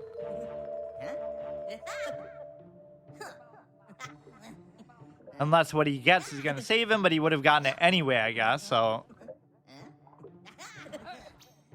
+2 and can't be hurt, fine, doesn't matter. Yeah, nobody's making an effort to like sort of try to outrush me. They're all playing like some sort of weird, undefined style of play too. Like, how different is this than what I was using anyway? Because it's pretty much the same concept, but I guess I wasn't playing it as aggressively. I would sort of still try to play with board control and stuff. 3 wins in a row. I can't remember what my record for the zombies are, but it's getting close now. Yeah, let's see. What is the difference? This is... I was doing too much of the dancer shenanigans, I guess.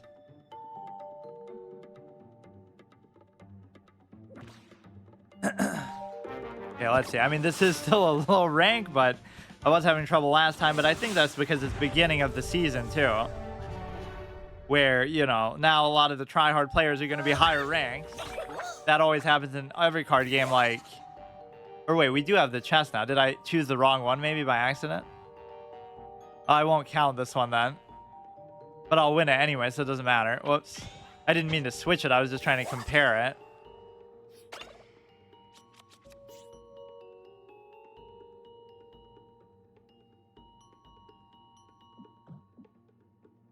Gravestone, deadly. Not really a big fan of this one, but yeah, I'd be more inclined to even do the 1 damage to the face. So this won't count for the streak of that one.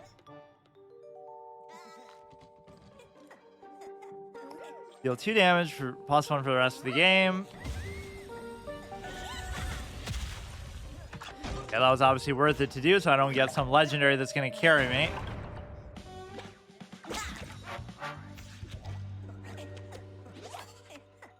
To do this, do the 1 damage, actually a good use of it. I think the Impfinity deck can beat Green Shadow. Yeah, I wish I could pit my decks against my own decks, and like that one I had won like 7 or 8 in a row though, or maybe even more, because like just that whole episode he was just unbeatable. I don't even think he lost at the end. I just stopped playing because I didn't have time. That was like some insane streak where I fell in love with the 3-peater. Like, I'm not even saying it was that good, but just somehow we got on a good roll that time.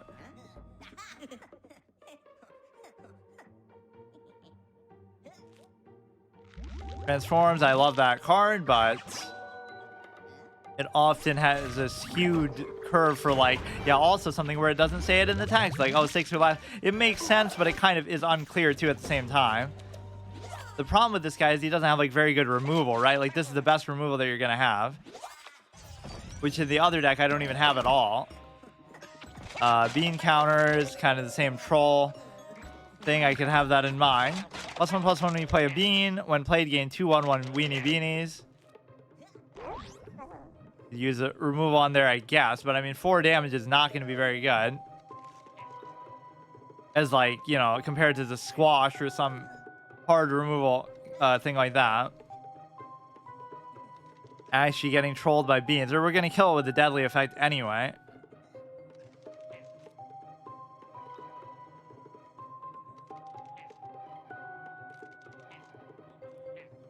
I'm just amazed at the queue times in this game constantly, like how short they are. I guess what it does is it sort of, everybody's on one server in one pool, so like everybody around the world is going to be playing on the same thing. Maybe it doesn't separate it by region and by certain other distinctions like that. So whoever is playing, you're going to just immediately play them instead of trying to split the community by all these arbitrary measures. This could be bad because you end up trading into the 1-1 unfavorably, but it actually worked out pretty well. You have to not fear the block meter too much with these decks, but quite frankly, it just often gets in the way. There will be certain matchups that you lose, but we're getting kind of not the ones that have super long-term value, or maybe we're just beating them so quickly that they're not getting to the point where they can really take advantage of that and show it. So it's hard to actually say. You may as well just do that. And you can move it like to there. Or no, that's not the one. I love the way some of the Gargantuars look. They just kind of have these really out there appearances that I never would have expected, like the Galactic one. I really hate how at the edges of the screen it actually cuts off some of their appearance, but I guess it can be helped. The one time I get to play it, half of his head is sticking out of the side. I don't think you can see my mouse if I go over the side, right? That'll be underneath. Let me actually look. Yeah. When does damage? Yeah, people who have heals too are going to clown me, because they'll just drag the game out long enough that they're kind of burning out of cards. Imagine burning out against an aggro deck before they do. Okay, that's actually not a big deal. That one you don't get to choose though where it goes, but it's very good value that way. They're getting a little bit low, but not really. The Dancer, or I could do this. When played on Heist, deal 3.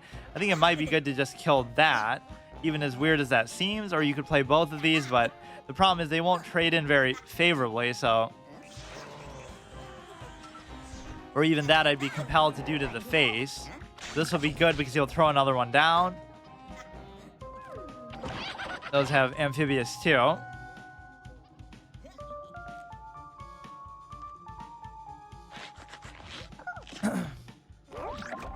Wow, we're gonna lose to an army of 1-1s.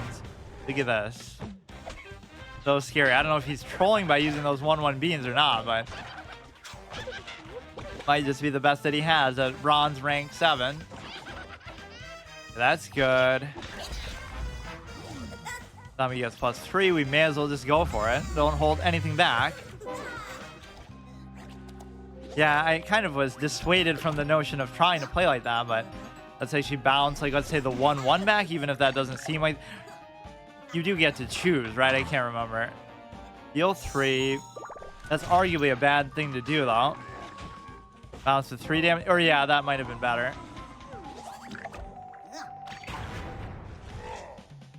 Do the effect again. Okay, so we'll pop his little block here. I mean, we shouldn't possibly lose this because he's so low on cards, too. This is like the worst case scenario for them, where it's just give everybody +2. You're not only losing on the board to an aggro deck, but you're also burning out of your hand against them. 9-1. That's your ace play of the game. Really going to save you. Or imagine if the shield counter just made it so you were immune for the rest of the turn. Like, you pop it, and then now you can't do anything.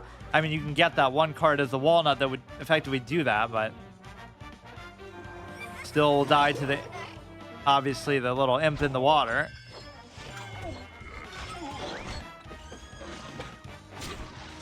Probably my favorite attack animation is from that one guy, that one flower that's like the 4-mana 3/5 that heals you one every turn. It's like some sort of, I don't know, just like colorful laser beam thing. It's hard to explain, but that's a very cool effect. And I always confuse that card with a Bloomerang. Okay, so that wasn't even the right one, but we still win. Rank 5. Let's try to get at least to rank 10. So we get 5 every episode. So in the course of a month, we'll get to rank 20, let's say, at least. 1-1, 3 is okay. Impfinity is the hero. Yeah, it is doing pretty well. Even when I accidentally use maybe something that's worse, but I guess it's hard to say. I maybe shouldn't have done such a commitment to that Dancer guy. It just seemed like sort of a win condition, and it's kind of a fun way to do it, but it's obviously incomplete. At least if I get a few more dancing-related cards, I could commit to it. We can save the little conga thing. It's a very devastating thing already if you can't deal with it.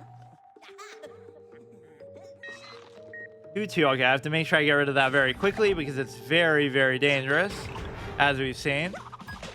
But see, you never know with people like this. Does he have a deck built around that, or is it just happen to be there because it's the best thing he has, like how I'm like that? I should almost just do that, or I could just kill it with this, which maybe doesn't seem like the best idea, but I'll do it. I wouldn't have had enough mana for those two anyway. When destroyed, make a sunflower here. Get rid of that clown. Give everybody deadly, or you could just kill that period, which maybe is okay to do. Because now you'll get the 4 damage in, obviously. Oh, well, what? Wait. Why did I have 2 attack there? Was that a bug? It briefly showed that the sunflower...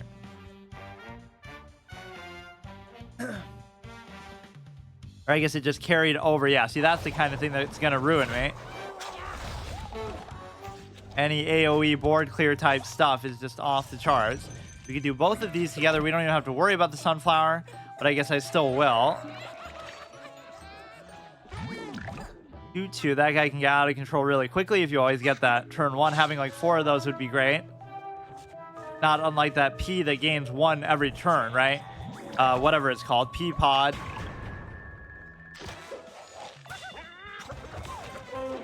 So he has a lot of cards in his hand, though. That's where this could potentially go wrong. If he starts to summon a lot of big stuff, or if he doesn't clear my board, this could be the worst situation for you, where he doesn't let you trade these off. So you're stuck there with 2 1-1s the whole game, right? Environment. Okay, he's at least has some good cards. Oh, shit. Is he going to actually play an environment too, though? Deadly? Yeah. Probably going to have to. Definitely.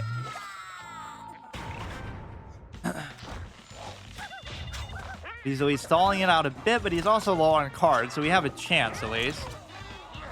This feels like a Zach Scott video. I don't think I've seen him too much, but I think somebody else said that a while ago, that I sound maybe kind of like him. Wait, so this... I still want to ignore that, though. I don't really want to trade in. That's just the whole principle of this. You're trying to just go face the whole time. Surprise Gargling 1. I kind of don't want to, though. I'll go with my instinct. I'll just try to go here. He's so close to dying. And that sun isn't going to do anything for him either. Now, this I'll even get rid of just to trade into the dinky thing here. Or wouldn't I just win if I...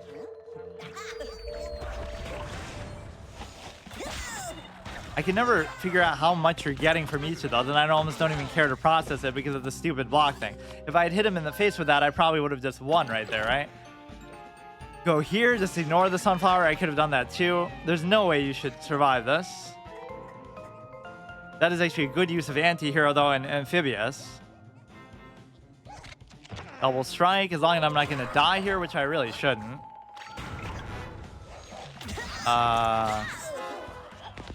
Or I would have gotten saved by that anyway. Probably would have blocked. Zombie hides in a gravestone. I don't really need to do that. Okay, we'll be good here anyway. Destroy zombie. Oh, what? Oh, don't tell me I'm going to mess it up somehow. Oh, shit. Wait, it's still fine. It's still fine because you can block. Well, that thing's going to hit me, though, too.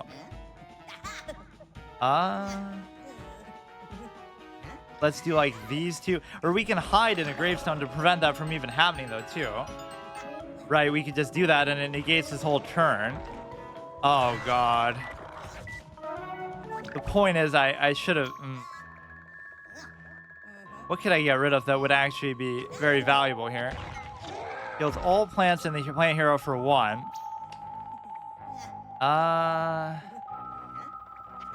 I don't know. Draw a card. That's fine. You'll absorb that for this turn. You'll trade in there at least. That's okay. That's okay. We still have a very strong chance. It's just that we're not going to actually get the full value off, but at least if we do 3 to that, we won't be able to do anything with this guy. We should just win here, though. See, this is kind of the thing that... Or you would even deal 3 there, no? you don't have any shield things, so you just win. You won't even get to the 8-8 to be able to do anything. Dino Roar, heal all plants. No, no. Wait, but plants and zombies. Just hit you in the face with that. And these games are kind of epic, though. Is what it's coming down to. I didn't lose. I lost. So that was kind of hardcore, though. 4th time in a row, yeah. Yeah, actually, we can say 5th, too, because it's still to Infinity's credit, even though I used the wrong one there.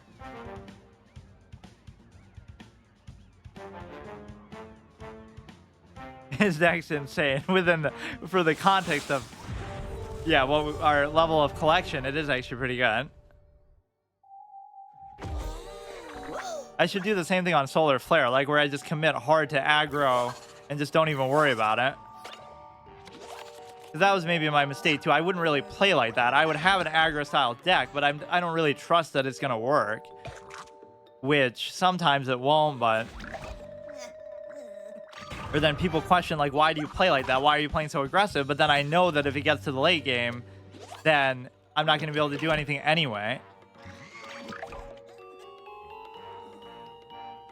Like, even in any of my decks. Oh, no, the water toast. Now, whatever will I do? The best card in the game. The actual best card.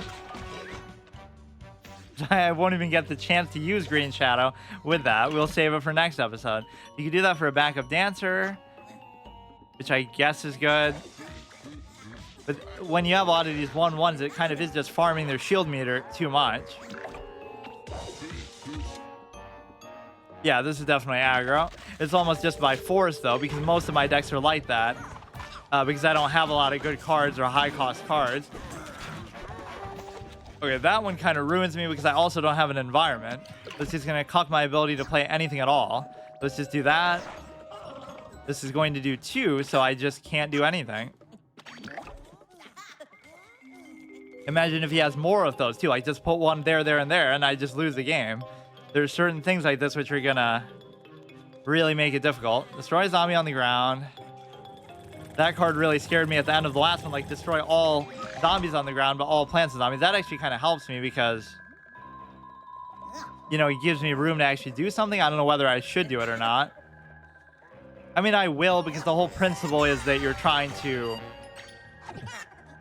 You're not really going to be able to play around that spot, right? You're going to have to lose something else otherwise. So it's just stupid. There's literally nothing I could ever do about that environment. Which is fair. Like, that's how it works in other games, too. Like, stadiums and in Pokemon or in Yu-Gi-Oh! Or something, field cards. But... usually they don't have this much of a prevalent impact on everything you're doing. Like, I just can't do anything.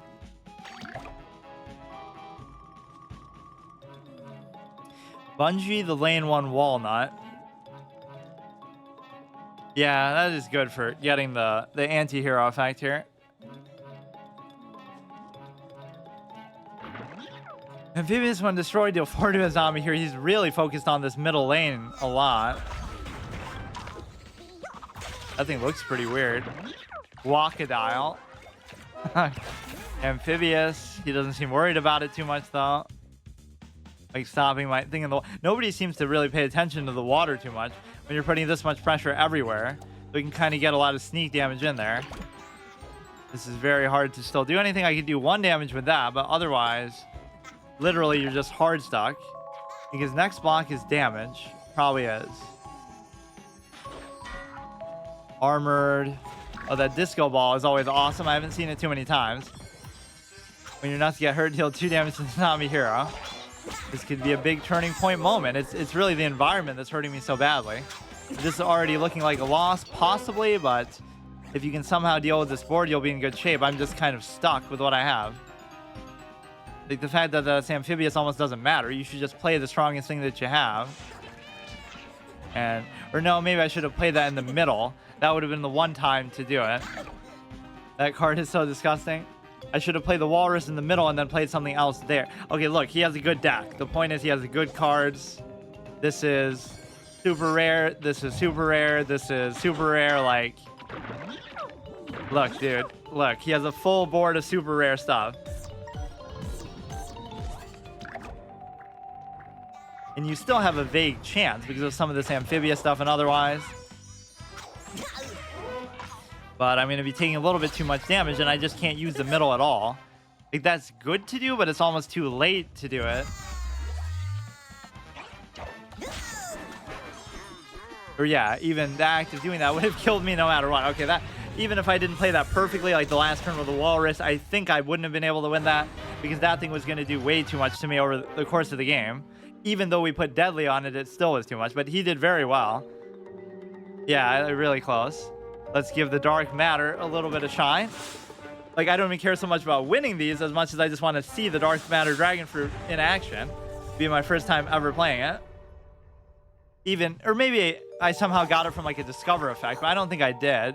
Because yeah, that'll be the main time that I play all these legendaries, is I'll just conjure it from some other effect. Rank 12, yeah, let's compare how Green Shadow does against us. Such an annoying card to face. What, the disco ball or the dragon fruit?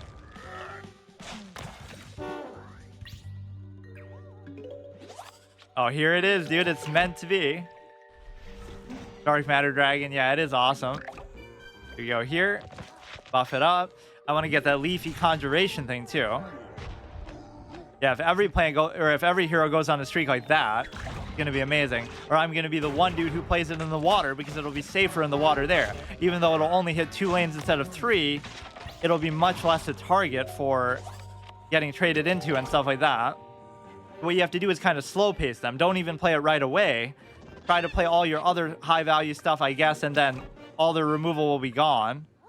You give the plant +2/+2. We'll trade into here. But I can't really play it too slow paced anyway. You just have to go for it when you get the chance.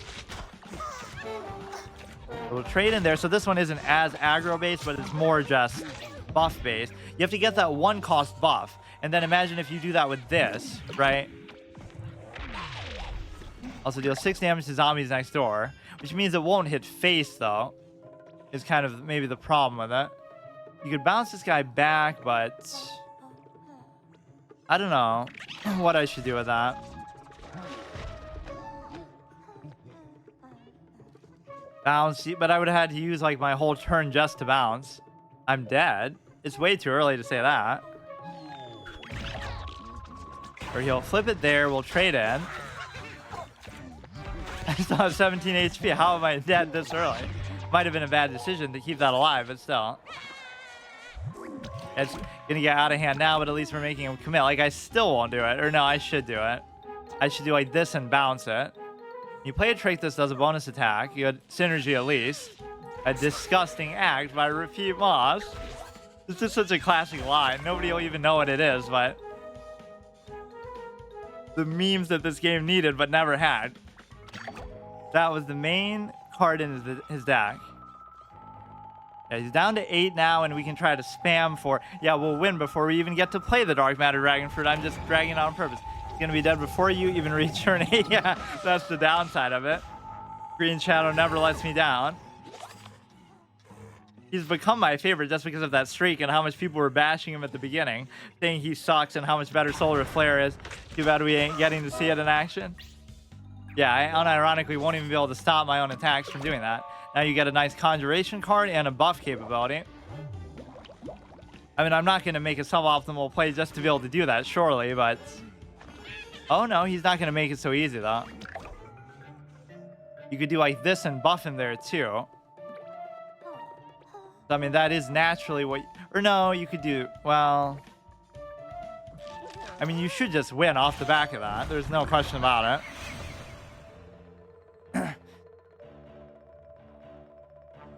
Unless he has a crazy... Oh, come on. He's going to force my hand now. I'm going to have to do it. But it's still going to be a turn away. Could have easily stalled. I think it's +2/+2. Maybe I'll save it. To the dragon, I think I will end up doing that anyway, though. I don't want to risk losing because of doing that either. Because if he does have something up his sleeve. We baited out his removal a little bit.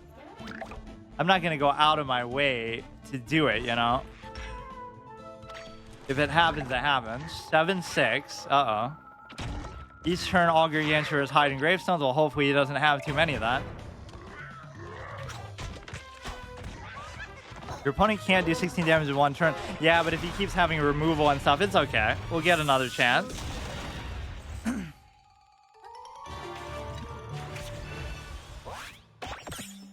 Yeah, rank 8. I was trying to get to rank 10, basically. 5 per episode. Not that, you know, that would be a maximum of 20 ranks in a month, but it's not like I'm going to be pushing for rank 50 anytime soon anyway. Unless I just luckily get all the optimal cards in a row. I have like a skeleton framework of some of these archetypes, but it's just like not enough of them. The problem is I don't have enough leafy plants to really trigger that. Right, like all I have is that little thing on the ramp that I normally put. The guy we just saw, the what's it called? Cabbage pulp. Rank 50 is not easy to... Yeah, I'm sure that won't happen anytime soon. Let's see. Move a zombie to this lane. That's fine. Okay, so we can wait on that. We can wait on that. This, you don't really have a choice whether you want to do it or not. Or maybe I shouldn't have put it up there. You know, I'm tempted to play this, but I won't play it because I want to save that effect, and that conjuration could come into play. But I only have like maybe 3 or 4 leafy things in this deck, period. Okay, that anti-hero is a little bit annoying, but it's kind of an overrated mechanic like I always talk about. You could play it here and just move him there to trade in. That'll become invincible, but it'll still survive. We could bounce it. Let's just do this. Even as much as the 3/3 might seem to be significant. I mean, you could have just played it there too. Like, we're just showing off the effect, and it would have still done the same thing. T soon and. Okay, let's do this. -2. Lands here get plus. With amphibious get +2, doesn't matter. Zombies get -2 just period. Let's see. Unless they happen to be amphibious there, which is probably not going to happen. Or I could just do this instead. This should be fine. So the black-eyed pea will trade in. Or I maybe should have frozen something just to preserve it. We even got it in our opening hand the last game too, but I'm not going to force it. Zombies get +2. Shit. Sometimes it's bad to play on curve because then you can't do the tricks when the time comes. Right, when you play on curve for your minions. So sometimes you shouldn't do that. When she loses her hair? Oh, that is her hair. Oh, I get it. Why do I feel like I've never seen that animation before? When played Move a Zombie, that was actually so cool. Move a zombie, but there's nothing really to move it to because he's already stuck. We could do this one. We could freeze something. I'm getting a little bit low. I should almost do this and then do this to kill something. Maybe even the same way. You could bounce something. We'll do that for the buff. And what's weird about it is I almost want to still play... Oh, I can't even do it on the ram, though. Get -2, -2. I'm just worried about the amount of health that I'm really going to have. Move a plant, which could be the 5/4 itself, I'm sure. He's going to do quite a bit here, though, still. It's 3, 4 at least. Or you could do 6. So please... Oh, I wasn't expecting that. Wow, this health thing is getting annoying. Save me, dragon fruit. Oh, shit. 3/5 in frenzy, but he won't even still get it because he's not going to kill it in one shot. We still have a vague chance. I almost wanted to pull the guy in a bit. Deal 5 damage. Actually, it's kind of worth it to do it, I guess, because... Just whatever. We have to clear the board as much as possible. This is an okay spot, okay spot. I almost want to bounce something. And that would be the perfect target to do it. Plan tricks cost 2 more. That is unfortunate. Maybe instead of doing that, I'll just... I can't even do the ice, though. That's a tough play. I wanted to do this, but it's not going to work.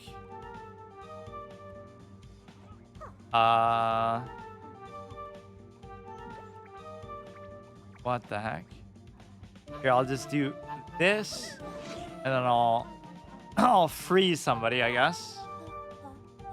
Yeah, we'll do that so that we can freeze him, and then freeze it, draw a card. You should always do that first just to draw. Literally just bounce it. But that's 5 mana. I don't know about that. We'll be able to kill it now just straight out unless he doesn't do something crazy. That's okay. They're getting low on cards in their hand, but I'm getting so low on health. The cattail's gonna have to save me from some trouble. We're in a decent board position. It's just gonna be hard to maintain this. Or if I had an empty spot, man. If I had an empty spot, 5 mana.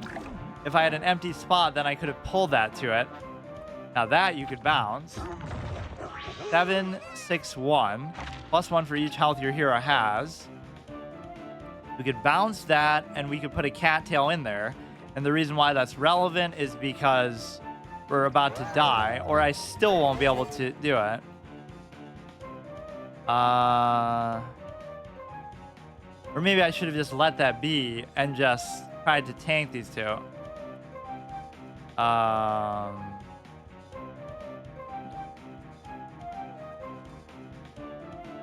no, wait, I could still move this over to like there, and then I'll still be good. Look at that, we're cheating death every step of the way. Just come on, this has been a tough game. Just let me have it. Otherwise, we won't get to see the dark matter dragon fruit. Now we'll get saved by the little clutch thing.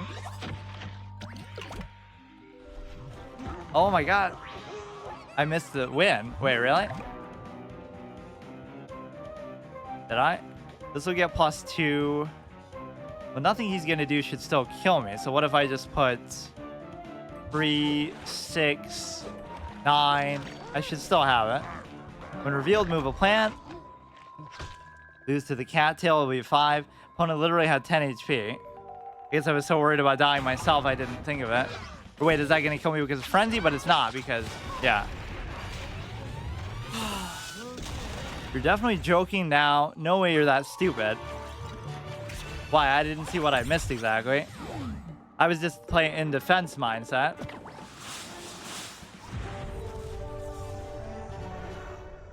This deck isn't as aggressive as the other one, so I'm not really thinking for the kill as much. Get rid of this. 1, 2, 3, 4, not bad. I definitely like this leafy thing, but I never got the chance to conjure it. We haven't gotten a chance still to see the dragon, but we'll get in one of these games. Let's see which streak goes on longer, actually. 1 copy of the dragon, yeah. Of course, I wasn't lucky enough to get 2 of them. That would be insane value too. Like, not only do you get such a good card, but you get 2 of the exact same legendary. That would almost be boring in a way. I'd rather have a different one, just, you know, for more variety. This will still straight in. I must have missed something pretty obvious. But I mean, I still won, so what's the problem? But it would have been pretty intense. If you play a pet, all pets get +1, okay. Now I'm going to ignore killing that, which is probably a big mistake, because I want the conjuration. Got 2 Supernova Garg from 1 Galactic Multipack. Nice.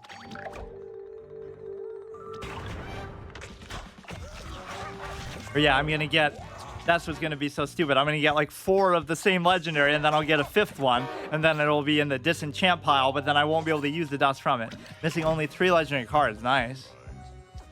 Yeah, actually, how many legendaries are there in the game? I don't know the exact number. So these count as leafy too, surely.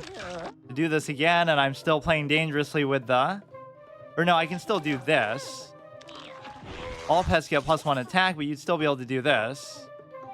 Don't have to worry about the team out. So look at the insane value we just got from that leafy chain, the official name of the term. Fusion, a plant plate on this gets +2/+2, and then this is amphibious, or we get to see all these event cards despite not ever being able to get any. Start of turn, make another snake grass in the lane to the right. Oh, that's pretty good. Not sure. I think over 5. That's kind of okay, I guess.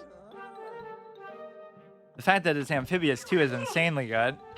You could do this and you could freeze the guy or just ignore it. Don't really care about that. I just like the potential upside of that effect. Event cards are eh. Some suck, some are OP. Yeah, one of them that was available a little bit ago, someone was saying it was one of the best cards in the game, but I forgot what it was. Damn, I'd actually love to have that card. Just the way it can kind of get out of control if you don't get rid of it is awesome. Little snake. Oh yeah, but Bad Moon Rising isn't an event card, is it? You can just get that normally. Or don't tell me it actually is an event card.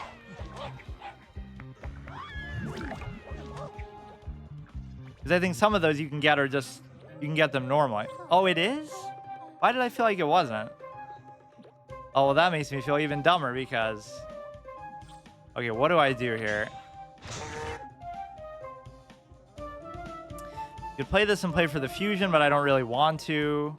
I want to do something with, or we could just do this plus the ice. Plus 3 this turn when you play a pet. I'm just going to end up dying then. We could do this just to trade in and then still freeze it. Edmund Rising was last week's event card. Well, yeah, I know it was part of the event, but I didn't know it's event only. Like, I thought you could just get other things from those. Why did I feel like you could just get it from a pack? Huh. Well, that's stupid, too. Plus 2, I don't really want that. So I'm very low, but he is very low on cards. Not going to be very hard to do 1 HP to me, and they even have 0, so that's fine. 2 damage to the plane. Oh, fuck. Even counts itself. We don't actually get to see it, and nobody else can use it that I have. Okay, fine. So Impfinity wins this round. Let's look for... That is actually kind of annoying. I was looking forward to it all week because I saved that. I actually don't get to play it. What is it? Bad Moon.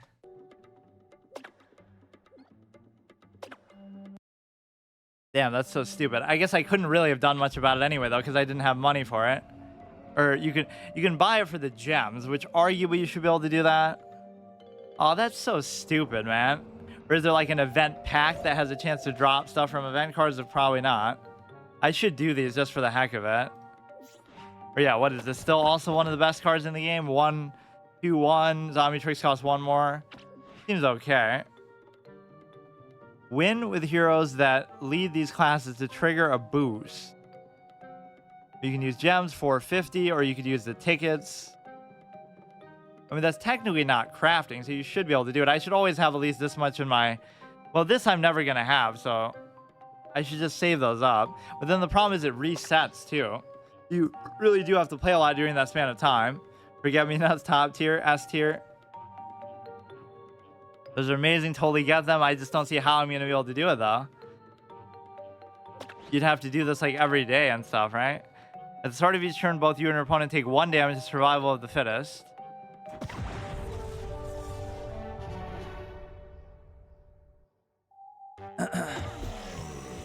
Ouch. At the start of each turn, both you and your opponent will take 1 damage to survival of the fittest.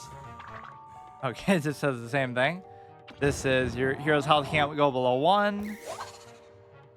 2, 3, 4. They ain't that hard to get. Yeah, but you have to probably play more than what I do. If you get to rank 10 this stream, you get a whopping 2 packs. But yeah, I guess I can play as other heroes. That's just kind of deflating. We never even get to do it. We at least had it in our hand. Beam me up. I like to open at least like 1 pack per episode, but I basically missed out on the 100 gem quest, right? For some reason, it just didn't give it to me. Somehow maybe the timing didn't line up, or okay, we could do it again, or Gravestone when reveal playing gets -2. Kind of a waste, but I'll still do it. Thanks for the follow, Vamp. I mean, I gotta update that Symphony of the Night thing. That's just from my old channel, so I'm all sentimental about using it, but it's kind of a cliche. Or maybe nobody uses it anymore, so it's like post-ironic. It was like way overused probably back in the day. When you play, you only need to win 2 games in a row to get to rank 10. Seems like a great time to pull out the... No, but I can't because I lost. I have to use another hero. When you play a science card that's transformed into a random zombie, okay. Then gets -3, draw a card, sure. Or like all these are going to be science cards anyway, aren't there? No. Trick. Science superpower. Every rank 10, it's the payday. Yeah, I think I've been getting around rank 15 every month, typically. But much farther than that, I probably can't guarantee. But the point is, if you do this event thing every day, right, then you'll have the best chance of getting the thing. Because I never am going to have nearly enough resources for it. He gets +5 health, which I don't really feel like I need. But this 2, give that -2. Get 1,000 gems in just a season. Nice. Try through, heal your hero for 1 each flower. That's the sexy effect that we keep talking about. I mean, the animation on the attack. He can't be hurt this turn. Conjure a history card. Sure. Just the visual of how it attacks is pretty cool. Like, watch, we get to see it still. Where everybody had the hots for Solar Flare as a hero at the beginning. If you play it for your daily, you're going to get always 2 copies of the weekly event card. If you play it every 6 hours or so, you get always 3 copies of it. Or if you play once a week, you get 0 copies of it, like me. That's just such a fun card, Bad Moon Rising, so I really should have made a point to do that, but it was kind of too late by the time I maybe realized it. Story plan that has 4 or more. Obviously, that's going to be it. That's the closest to that badass splash guy we get, the dragon. Nami gets +5. Draw 2 cards.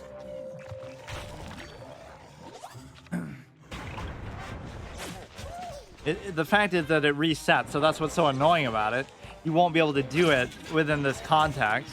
These games always punish you for like not doing daily quests and all kinds of stuff. Or like even in Hearthstone or whatever, if you don't play every day and you're playing like as a free-to-play player, you're going to get really hurt because so many of your rewards are going to be expected based on the reward track. Like every day you have to do the daily quest and this and that. Where they sort of limit and throttle how much you can get in a day, but you can only get X amount. Let's say you're like a normal human being and you work all week and then you only have the one day, right? Like, oh, so on Saturday and Sunday, somebody plays for 12 hours each day, but they don't play the rest of the week. But, oh, they miss out on Monday through Friday's daily quests and all those kind of bonuses for logging in every day and stuff like that. Like what even Yu-Gi-Oh does. You have to log in to the game each day to get on some stupid reward track. So then you play a lot on Saturday and Sunday, but you get blocked out. You can only get X number of rewards in a particular day. That seems really unfair to that hypothetical person. Right, where you put in all the time you can when you have it, but you're not going to have it all the time. But like that's why mobile games really took off, because public transit in China, unironically, this is true. It might sound like a joke or something, but public transit in China is so extreme because the population is so high. So people live super far from where they work, so they're on a train for like 3-4 hours a day or more, right, to get in and out of work and in and out of the city. So they have nothing to do, so they play games on their phone or do something on their phone. That's when they really started to take off. So in the Western market, people didn't really understand why they're doing that. You may play a zombie, not really that useful.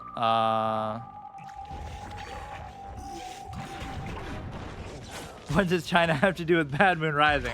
I don't know about that, but just mobile games in general.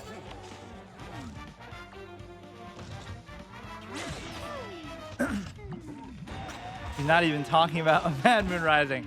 We're just obsessed with it because of what a stupid missed opportunity that was for me.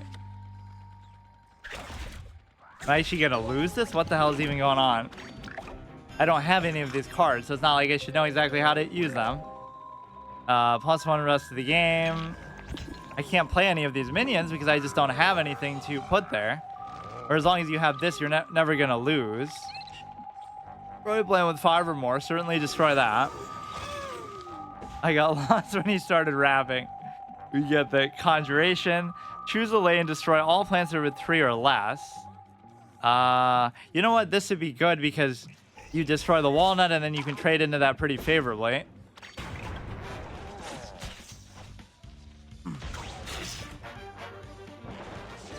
Oh my god, this is gonna take like an hour to do this event quest. Now you see why I don't like them.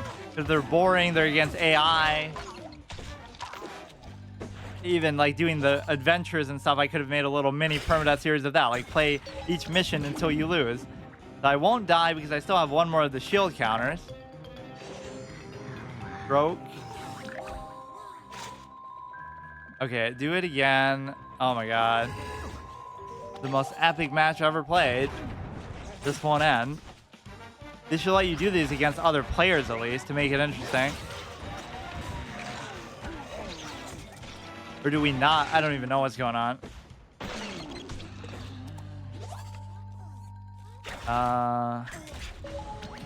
One HP. I should only get one try at these two. While in your hand, this costs one less when you play a trick. So what was it again? 6/6. When played, does a bonus attack. Royal Zombies here next door. Yeah, which one's better between these two? The three-headed chomper or the dragon? This is very good too. Do that. Go ahead and kill that clown. Gravestone, when you play your first trick each turn, conjure a trick. Conjure a pet. It gets +1/+1. End of turn. Bounce this Yeti. I don't really want to do that. Just try to fill up every lane because we should just win now. I think he is trolling. The finisher. Yeah, he's trolling. Well, it's just an event, so it's not like I really care, but I'll still win. No, but I don't even know what most of these cards do because they're not normally what I have. Reading cards that you don't know what they do is trolling. Heal your hero for 6. Because everybody just knows every card in the game, so it seems surprising when somebody doesn't. But yeah, obviously that's the best play there. He just won't let this shit end though. Like, relax, dude. Why is he so try-hard? And by he, I mean the AI. Does a bonus tag. Obviously, you'll just kill that. Oh my god. Heal your hero that much. He literally could have just fucking played Trickster, lane 2 or to instant win. I'm just trying them out. How often do I get to play the Tricksters or such an epic, high-quality deck as that? Yeah, I often don't look for lethal because I don't expect that I have it.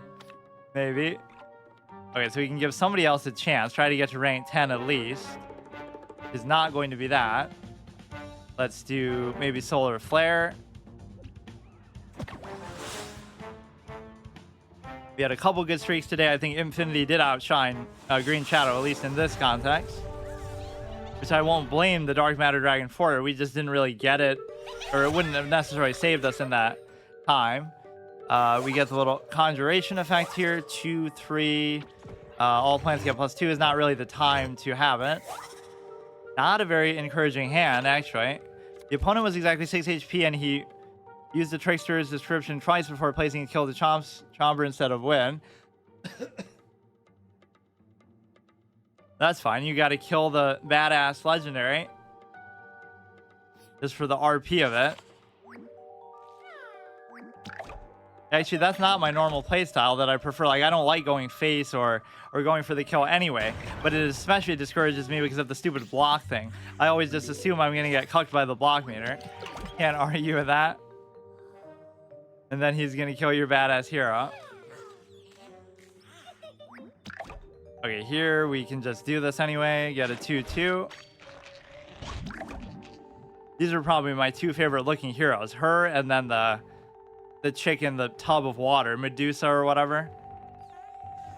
I don't know what she's called. They have kind of like similar sounding names. Use your super. Oh yeah, just for the mana every turn, I guess.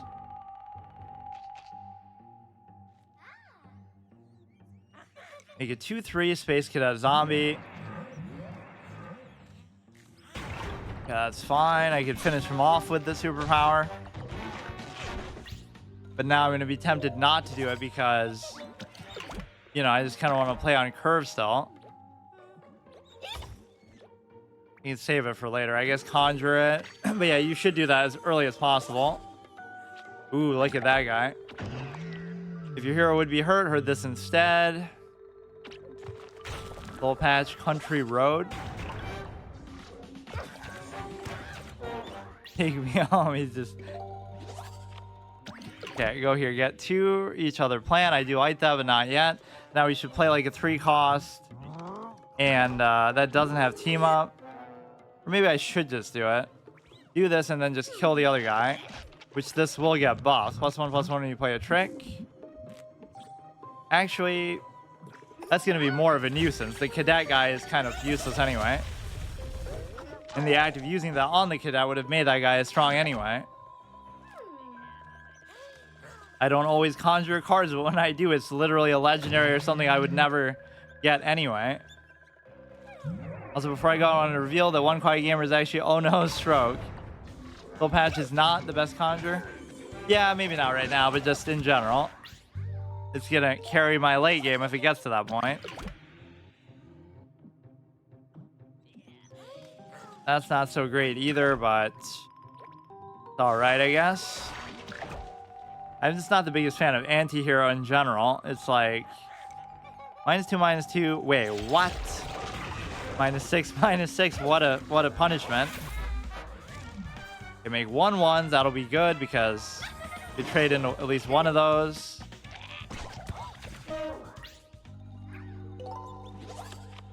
Anytime it's like a high cost card, I already immediately celebrate just because, you know, it's going to make up for the deficiencies of my entire collection usually.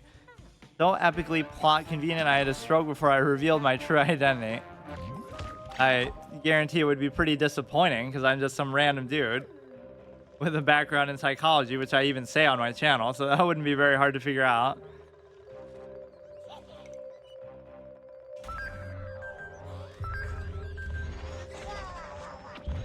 Space zombie, okay.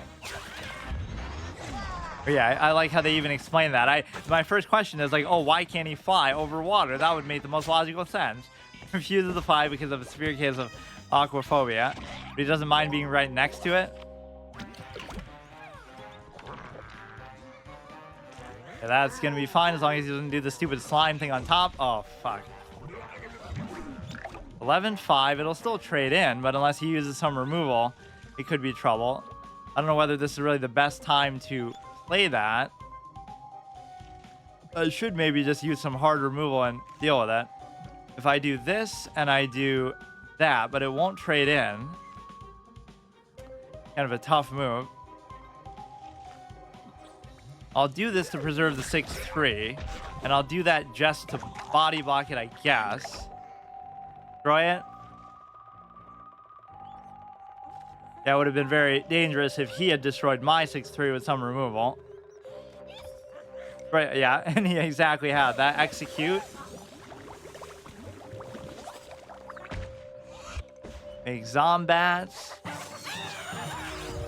Soul Patch next turn? Yeah, probably. Bounce Zombie gets +3/+3. 100% Blob-O-Matica.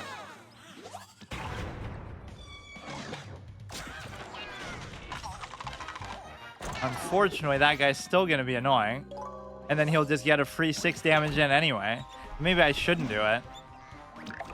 Yeah, you know what? I won't do it. I'll do this, and then I'll still do that as if to trade in. Even if that seems stupid. I was going to do an epic bonus attack. Okay, dude. But I mean, he would have done that to...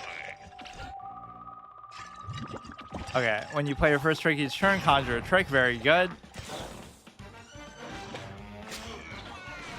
Professor Putricide vibes, or who's that guy from Good News, everyone? Probably ran out of removal. Yeah, now hopefully Soul Patch will be good.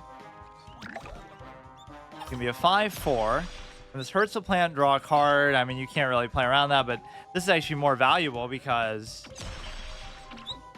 that effect is kind of nasty. Maybe I should just do this, I guess, in some random capacity. Then we'll have this nice 5/7 as well. But I'm getting very dry on cards, so if he does have more removal, I'm in trouble. And I will tank 5 from this, which I almost... Oh my god. I almost don't even want to do. Watch this bonus attack.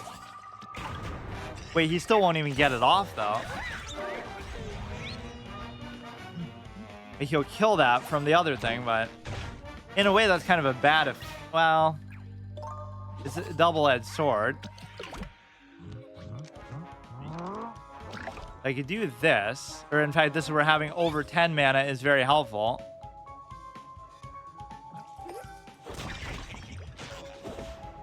You still won't be able to kill him, though. Unfortunately, her. -2, -2. Oh my god.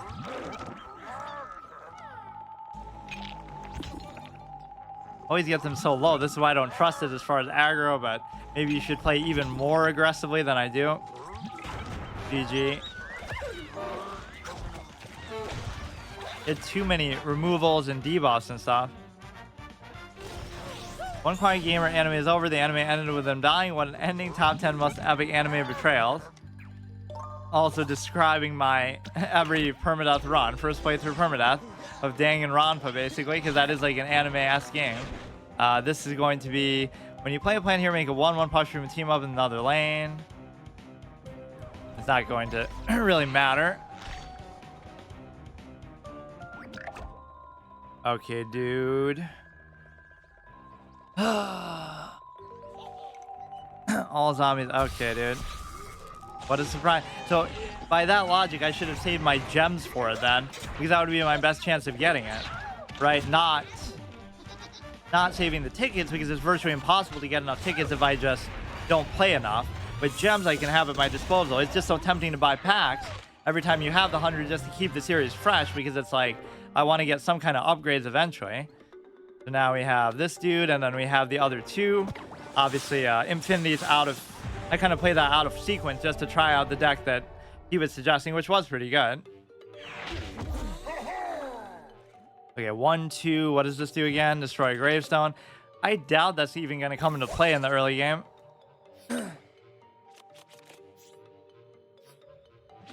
You can play the mine. We can play the sunflower.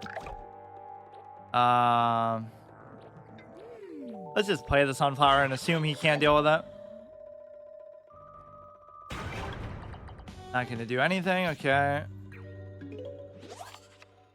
That guy is amphibious too. His greatest feature. 5 mana, 5/4. Not actually that bad in the context of some of the poor statting of the... when an environment is played, this does a bonus attack. Not really that big of a deal. Don't really need to give it bonus attack. You could just trade in, or you could do the mine, deal 2 damage to a zombie here. I guess you could do both of these, would be fine.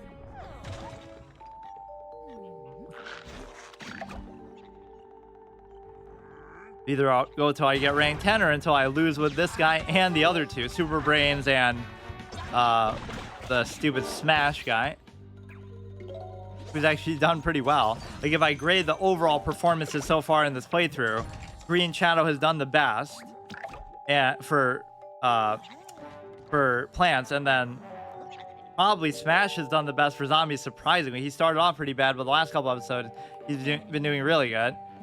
Do 2 damage to a zombie here. Unfortunately, it won't work for that. I'd love to stop that, but it's going to be hard to do. Even though that effect isn't going to be the greatest. If he doesn't take advantage of it, +1, that's not the issue, though. Just keep... Oh, fuck. He's just going to beat me with the chest itself. He won't even use the effect.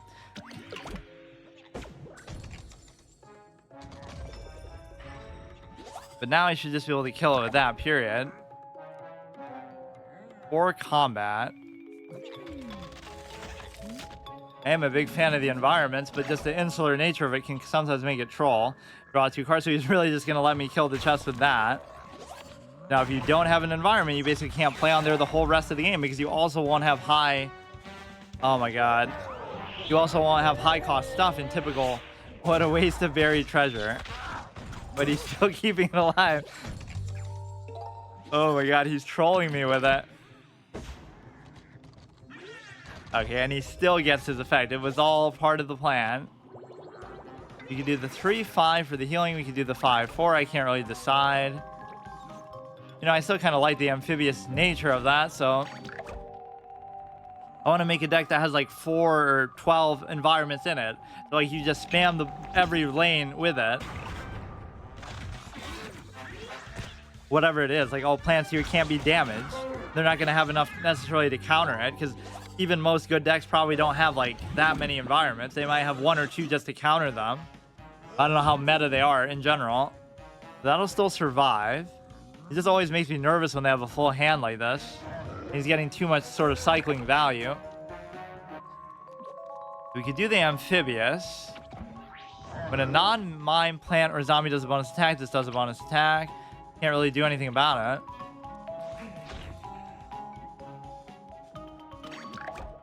Almost pack opening time? Yeah, it should be. It does a bonus attack. That's fine. It'll still trade in. 5/7 is going to be annoying. He's very low, so I don't know exactly. Double Garg Feast. The Bloomerang plus that would be good. Moving a plant won't really do a whole lot. Plants with no attack get 2. You could almost do it like that'll pop the thing, and then you finish them off with these. Although it still won't kill that. So the 3 thing is kind of redundant. Right through 1. Destroy a plant that has 5 or more. Oh my god. A 6/5. I just can't deal with the removal because I only have so many things. Or I should have held this to sort of bait him at the last second. I shouldn't have just done it. But it still wouldn't have killed him. Now he still has the shield as protection. Or that's good how the strike through works. To just pop the bubble. Now I'm gonna lose because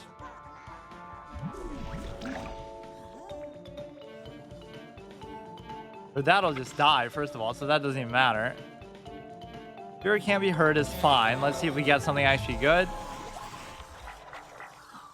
Destroy Gravestone, I guess we may as well just do it. He only has 4, so it wouldn't take much to actually win this. Move a plant, draw a card. I almost don't even want to do that though. The 4/1 and the 6/2 will both die. Comes deadly. It's already deadly. Or no, it's anti-hero. Okay, so he doesn't have that much, and I have a decent amount of health, so I just have to draw into some strong stuff and ignore basically what he's doing. Deadly when destroyed, make a 1/1 thing with the amphibious next door. He's 6 on this turn, draw a card. I should almost just ignore what he's doing. But I mean, this you kind of have to... I don't know. Pro's life is deadly. Let's just go ahead and move this somewhere. I don't even know what the point is. Just buy a turn. Oh, come on. Give me something better than that. Move the plant for free. Card draw, yeah. So close, but we don't get anything in the top deck that we need. Anything with like 1 attack, 2 attack would have done it there because he didn't have an answer for that. And he seems to have trouble dealing with the... Oh my god. 9/9, destroy all plants. Come on, dude. 2 HP over here. I don't know what I can even get now. You won, I think. Fuck. Make a walnut, draw a card, make it here, I guess. You could squash something and then still finish him off, but I'm just not going to have anything with attack, period. Or he'll eventually succumb to his wounds from that.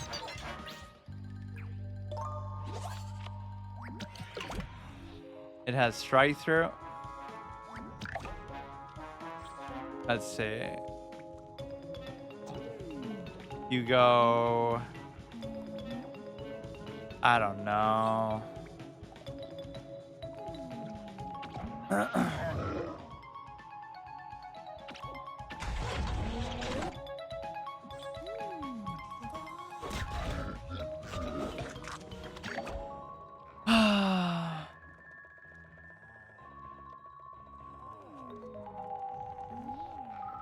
How they always get so low.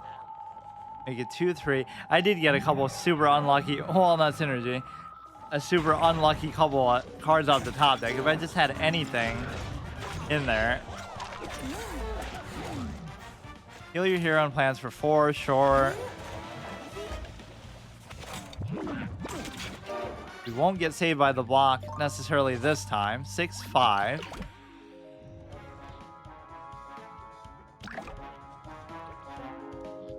And I obviously have to deal with that. I still won't die, but he has way too many cards in his hand.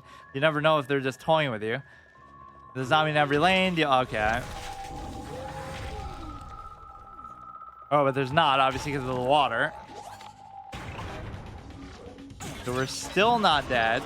And we should still get saved by the block thing next turn, too. So it depends what I get. That'll buff this dude up, too. The 3. So we will die to this. But we'll also die to that. So I have to hope that whatever that is going to die to the thorns. It's not. You have Berry Blast. I think I might have one in here, but...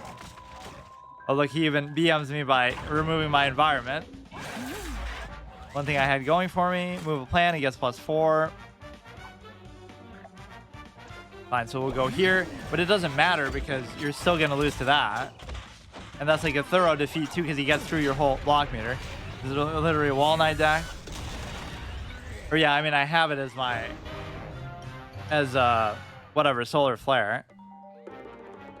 I always forget who can use what. Everybody's like a sort of partial hybrid, but do we have enough for 100? Not yet. Yeah, we gotta wait the whole 47 minutes for the next. You don't use Wall Knight? Let's see. Probably most people don't use many of the starting heroes because, you know, there's so many other interesting ones aside from Solar Flare, which everybody just loves. Let's give the Smash some love. What, we only have one deck for him? You have 2 chances to get to rank 10, otherwise I have to delete my account. That could be a fun challenge. Okay, rank 14, Epic Silver player. Okay, get rid of this. Get rid of this. There's some nice early game plays. I do love the armor aspect of this. Not really much of a theme, but I mean, it's just good defensive, high quality stuff in the early game. Kabloom card, you don't need. Berry Blast, the Kaboom card, you don't need to use a hero to know its classes.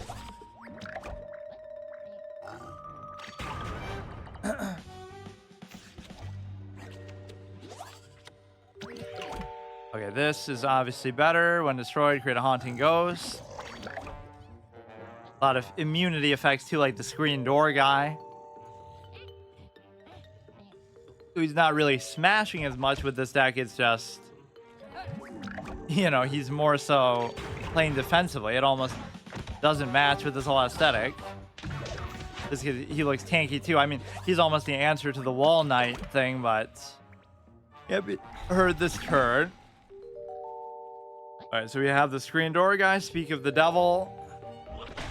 When played, heal 4. I'm not a big fan of healing in general. That's one thing that doesn't hurt me too much is just main Grass Knuckles. Rank 20. There's no shame in even being rank 20. But no, he said he has almost every legendary in the game, so he must be much higher than that. We could just do the heal here, I guess.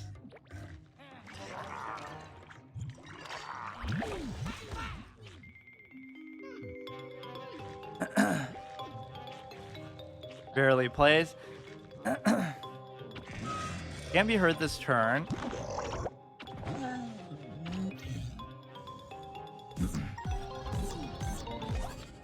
I love that idea of like when you go to a card game tournament and it's like you have to remember, like in some of these insane decks, like you have a 250 card, just like how you're counting cards in poker. It's something that's been taken out of digital card games a bit. But like you have to remember, Captain Cucumber, how original. You have to remember every card that's in your deck and every card that your opponent could possibly have. It's just such a hilarious thing that nobody does anymore. It's like, oh, you have these deck trackers and whatever. it just shows like what cards are left on your screen, and that's like cheating. And gets +2 Conjure Galactic card. Okay, dude. I didn't really have any removal for it. Yeah, you can have more cards in your decks in Magic than this entire game has. Like in a single game of Magic. Then you can go out to your truck and get more. Yeah, if I can't get rid of this clown anytime soon, he's getting way too much value from it.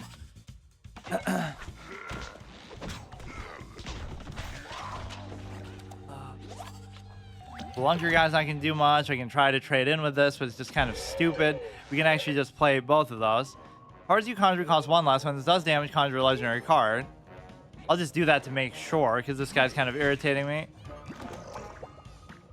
What does the environment do again? Lands here, get double strike. Okay.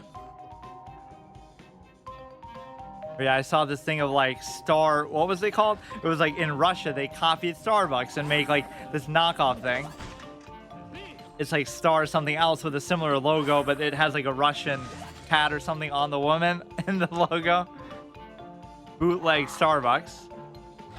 That's my card.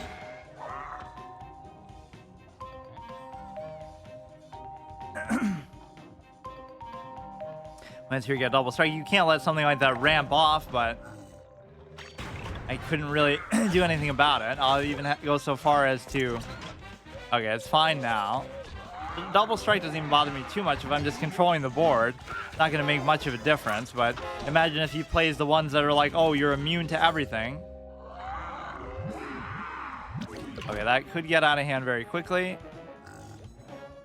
Almost makes sense to do this, but it still won't necessarily be the answer to all your problems. Yeah, but he got way too much value out of that clown card. There's a bonus attack when you play a planet hero next door. But yeah, it's kind of comical that the screen door guy doesn't have any armor at all. Or even the fact that it equates like, oh, the cone is just as tanky as the bucket. He has more health, but that's besides the point. Okay, that's all right. He gets +2 in Frenzy. +2 health. Actually, that would be perfect for it.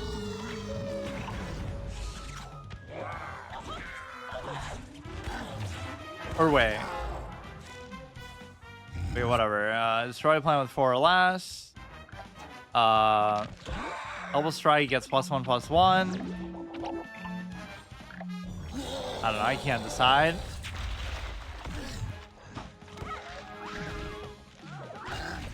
This whole double attack thing is very cute, but it's gonna only help me charge my block meter faster, so the joke's on him.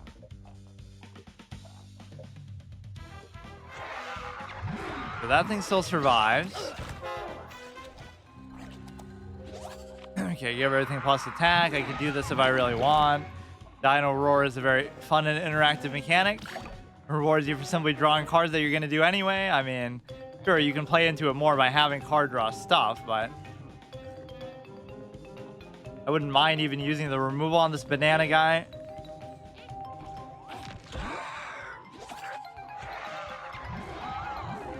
So many memeable cards and puns in this game. Yeah, people choose to focus on Starflord instead. +2 and can't be hurt. Oh, that was the wrong one to do it to, though. Although that is still pretty annoying. Can't be hurt, but it can still be destroyed by this. In fact, we even tested that interaction. But no, I want to do it to the 6/4 if he ever stops doing this. On your event card, he has plus equal to that card's cost. Okay, dude. This got way too much value. Like, if we clear his board now, he's only got 50 million other things to summon anyway. I've been getting some of these people so low, though, so it's kind of deceptive. It makes it seem like, oh, you know, I still have a chance. But some of these are obviously mismatches. Epic rank 14. -1/-1. Let's just go for who's next. We have the Super Brains.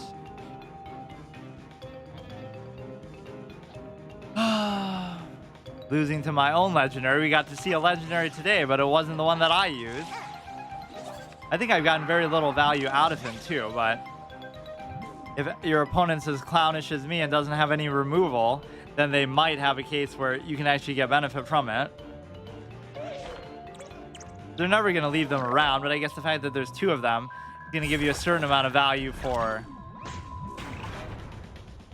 I think it's more valuable if you can just buff it out of the hand, and then once you play it, they'll share the buffs. But there aren't too many things that actually do that in this game. Or I always hang on a lot longer than I feel like I should.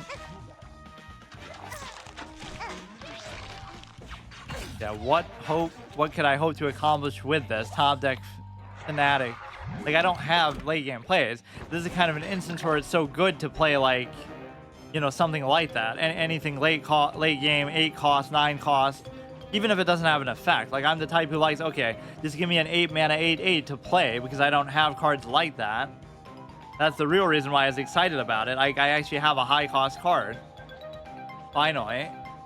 Something over 5 or 6.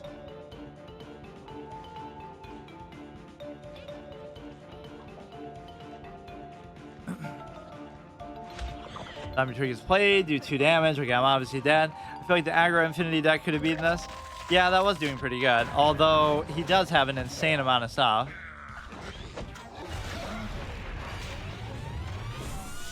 That feels like at least it's better than a rank 14 deck. That could be like rank 25 or something, I bet. Okay, last chance. You get... What am I even at? Rank 8. You have to wait 2 weeks. I was unironically looking forward to that. Like, I just want to see it in action. Whatever.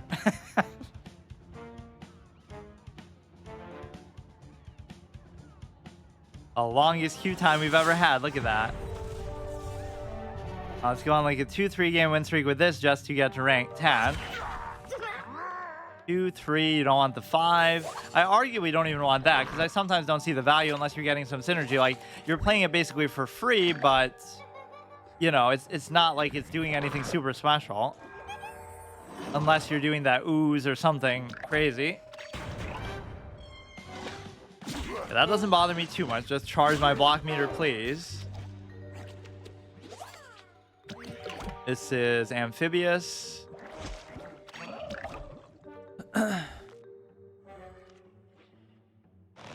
The Space Cadet thing is nothing special. The mana thing is nothing special. It's -1/-1. That's fine. Yeah, they could have had like an evolution mechanic where, you know, you evolve 2 of these. You have to put with team up in order to get the Cob Cannon or whatever, which doesn't actually work with how this game operates too much. Just ignore the mushrooms and let the opponent clog up their lanes with weak shit. Yeah, that can sometimes be very punishing. It's a good strategy just to let them be. I mean, does a bonus attack? I guess. I mean, since I don't have anything going on. Make it 2-3. That'll trade in anyway, so it's fine. Lost to Mustard. Got 2 cards, definitely. Give me some stuff I can actually play. I have a decent mid-game already. On my highest cost cards. But yeah, like the Smash was laughably low cost for everything. Of what I have, but it's still decent value, surprisingly. With all the armor and invincibility and stuff. Transform the Super Shroom. Okay. Graves, you can tap Gravestones to see which zombies are hiding in them. I was even questioning whether I should be allowed to use the event mechanic because it feels too much like crafting. But I mean, I shouldn't be able to craft the event cards just because I can't get them otherwise. But I almost feel like that's the part that ruins it. You should have at least like a 0.01% chance of getting it from a pack, just so there's some vague possibility. Then on Heights Environment, gets +2/+2. Okay, that's good. And then maybe I could do like the Amphibious.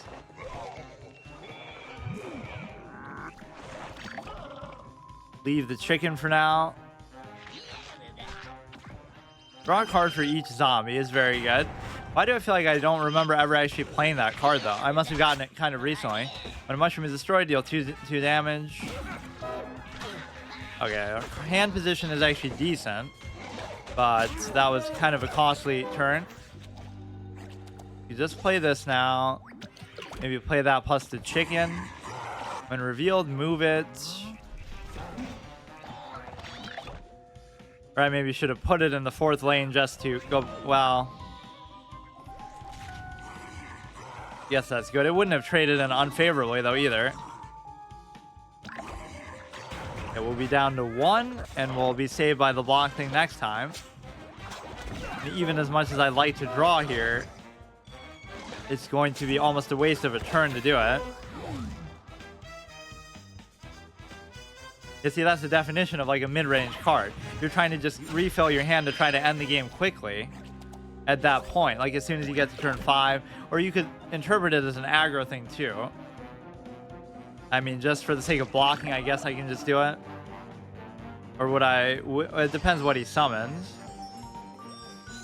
That thing can be sometimes pretty crazy. Very good value. Okay, team up. Do a bonus attack, which isn't going to kill him, obviously. Maybe it is the time to do a draw.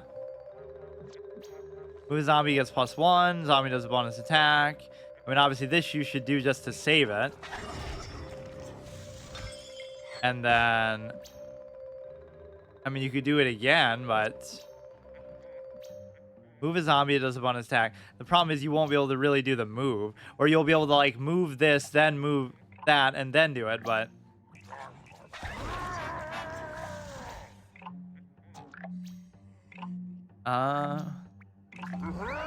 Yeah, let's play super dangerously and stupid. Because... now we get saved by the block thing anyway.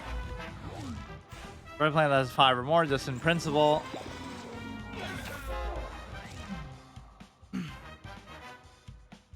Perfect lethal play. Or fine, whatever. With the amphibious, we'll still get it.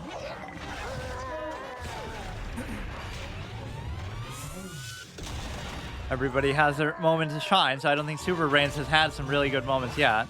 We should get to 100 for another pack, and we should get to probably rank 10. Pack time, or let's save it for once we get to rank 10. We'll get another legendary too.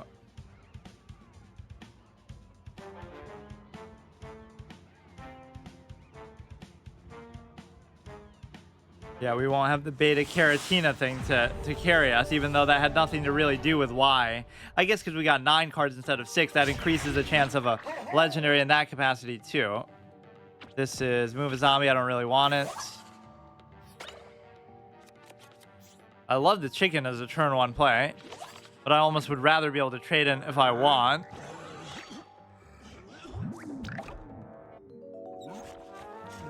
Rank 21 gold. See, that's why it was a big deal to beat a rank 30 platinum player or whatever on like that first day or early on.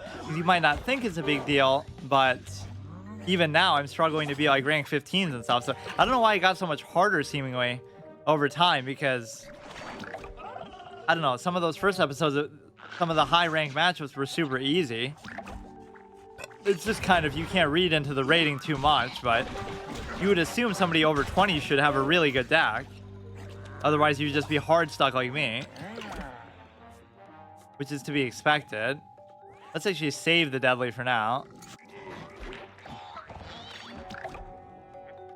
Imagine if I get another legendary here. People will think I'm hacking the game, but it wouldn't happen in such an organic way if you were. It would probably be something more contrived.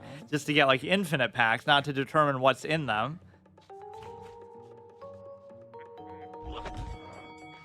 +1/+1 and trick is played.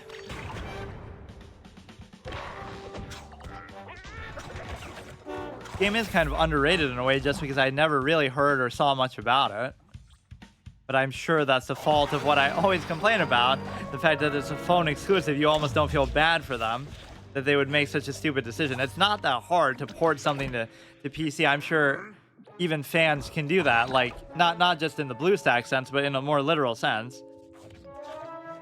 Like, I'm sure they have a PvP mode for the actual PvZ1 Or I guess PvZ2 maybe allows people to do that, but what I mean is, like, you can play the original game like in like the Xbox version. You could just port over to PC and do it online, like how they do with or I could have done that, like they've done with all the old Mario parties. You can play them online even though they weren't meant to be done like that.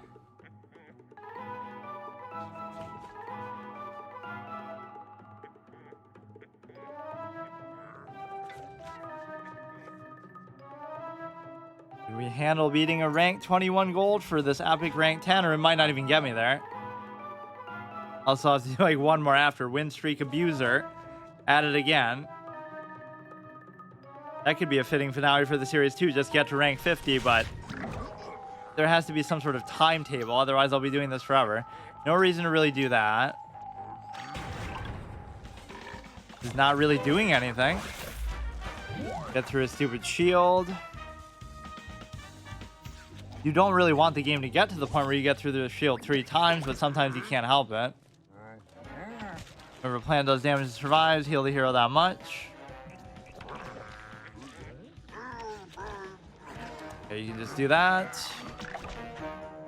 I mean, basically, he's a 0 mana 2/1 with just upside to it. Heal your hero, plans for 4. Okay, so you're obviously going to buff that up. I could just move the guy and do a bonus attack with Deadly. That would work pretty well. But I can't do it yet. Deadly is one of my favorite effects too, but it's obviously reactive. Like, you're not going to win a game because of it. It's just good value. Okay, that might be the time to do that because you can just move it, do the bonus attack, and draw a bunch of cards. When a plan is healed, okay, do that much damage. You could always do whatever effect that's going to let you draw cards first, just because. Yeah, that's obviously important, and it obviously does the interaction for you because there's nowhere else to go.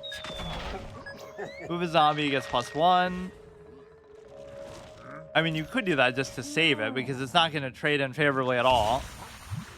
I don't know whether that's the greatest idea or not. Down to 12. We actually do get through a shield all the way. Now, this legendary that I generate is going to save me.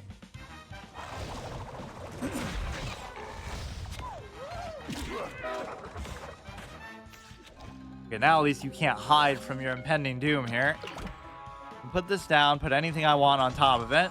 The Deadly would be pretty good. Or wait. Wait, why can't I do that? Oh, because it's like a gravestone. It doesn't work with the fusion mechanic. I don't think I've ever run into that before. Where I tried to do that. Zombot, Battle Crusher. You know it's a good card when the text goes off the side of where it can fit.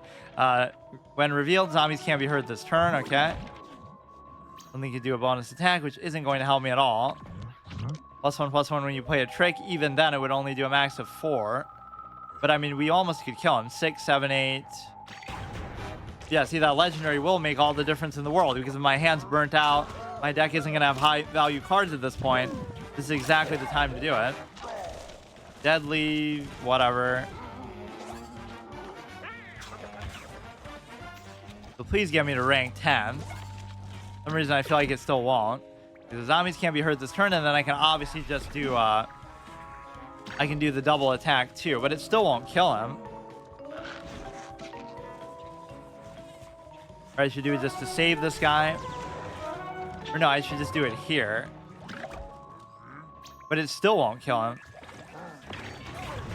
Almost isn't even necessary because he would have killed it for free anyway. This is almost satisfying. You have no shield to hide behind, so we can just slow pace you as much as you want, but you can't really troll people because you can't choose not to attack. I'd have to do something that clears my own board just to drag it out. Don't you love it when the best card I play every game is something I generate that's not even in my deck? At least most of the time. You lose to Dinky 1/1, so 1/1 chicken. Exactly as planned.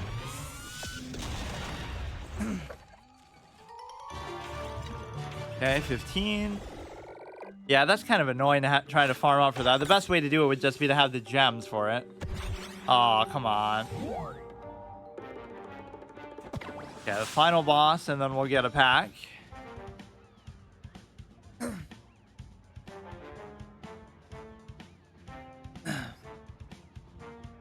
That one guy's deck was insane with the number of bonus attacks he had. Just he's putting the environments down with the coffee bean stuff to try to get it. Look how long it takes, though, even to get to rank 10. This shouldn't be that difficult, but I guess just the nature of what I'm using makes it that way.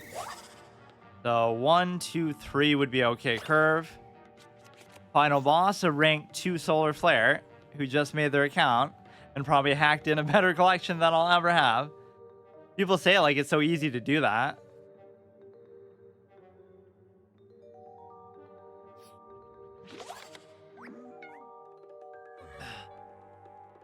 We go here, 1-1 when you play a trick.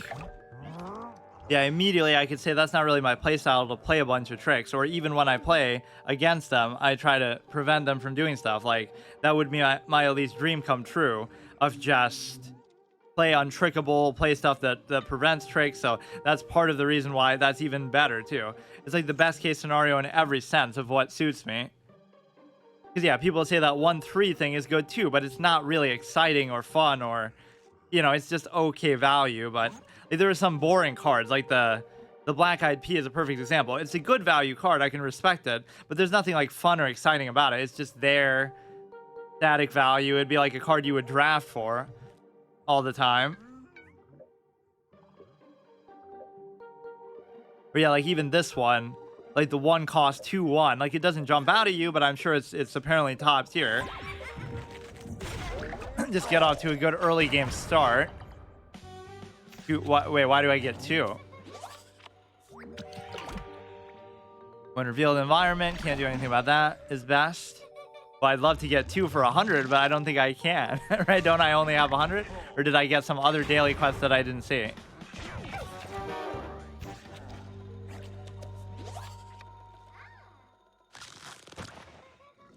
There's a zombie. Nobody cares about the ice thing.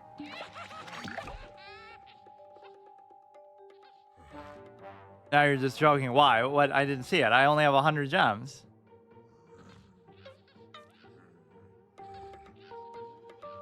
Oh, I thought you get that at like the end of the season. I thought that's what you meant. Like you get your little end of ladder rewards, right? Deal 3.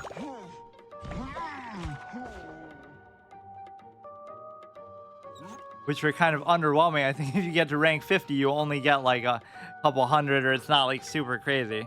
End of season is different. Okay.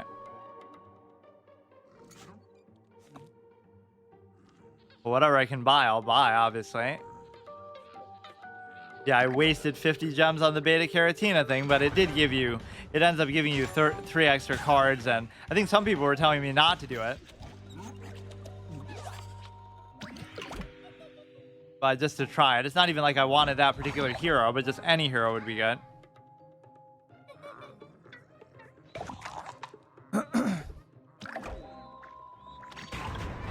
Yeah, that's not even why I was trying to get to rank 10. I was just doing it more as a checkpoint. Should at least get 5 ranks, but I don't think I've been much past that. Like 15.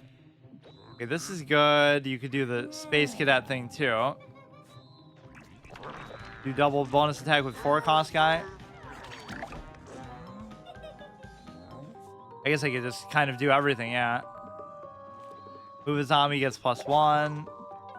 Or especially now to save it. Oh shit. Like he predicted what he was gonna do. He would still have the ability to do both of these. Or wait, oh shit.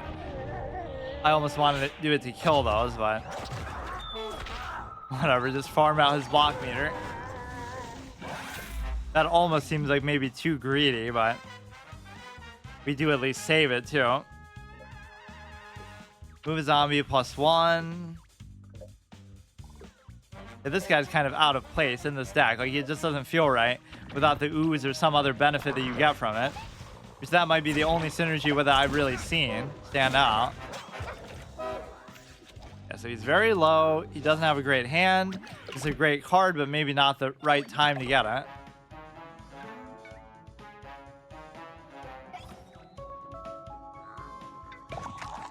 Okay, 2/2 is fine. That's a very good play, actually. And yeah, with full team-up capability, would be even better. I mean, I don't mind that trade-in. What is this? Fire Rooster. This moves to random lane when a plant is played here. Enters, deal 1 damage to all plants there. This is just going to be a basic guy who can't even be amphibious. Move a zombie gets +1. I don't see what the point of that would be right now. We're still in a good health position, and we'll trade in pretty favorably. Draw 2 cards, sure. That might be one of my favorite cards that I have too, even though it's like very slow pace. The, you know, conjure everything that we just saw. 6/5 would be good. This is good too. When revealed, move it. I'm going to take at least 6. If only that guy was amphibious. This moves to a random lane when the plant is played here. Do 1 damage to plants there. I kind of just don't want to play only one thing though. We can do it and then we can always move it to the other lane. Prize guard. Yeah, it'll make him feel safe so he won't feel the need to put anything there. Oh shit, he still does. I mean, I should still do that. Or, I mean, you don't even have a choice. Okay, this is still fine. If you trade into everything, he has nothing left in his hand. One thing. Opponent's burned out. That's why they called it Solar Flare. So you could try to do it with Amphibious. You could try to do it with this. Just to make sure they don't do something sneaky. This curve doesn't actually add up perfectly right, though. I should do like the 2/4 cost. I don't know why I'm still scared of this lane. Like,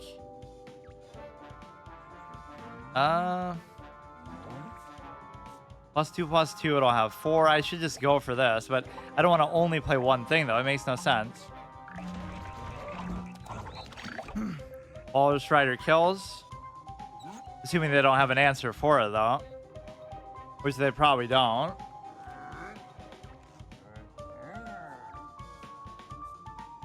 I'm afraid he's going to buff those stupid pairs or something.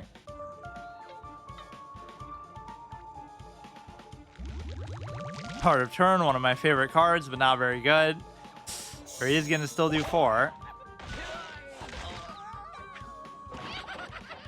Here we do the 1. They'll lose to a goddamn pair. A pair of pairs. As they pair me to death.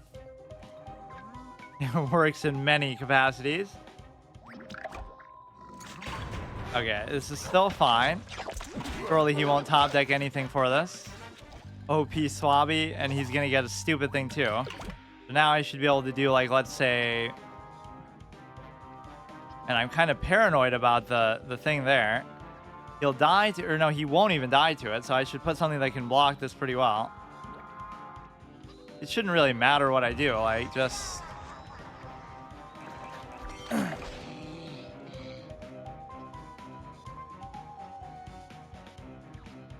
Block these stupid pair clowns. He's gonna beat me with that. After all the praise I've given that plant. I still won't kill him, though.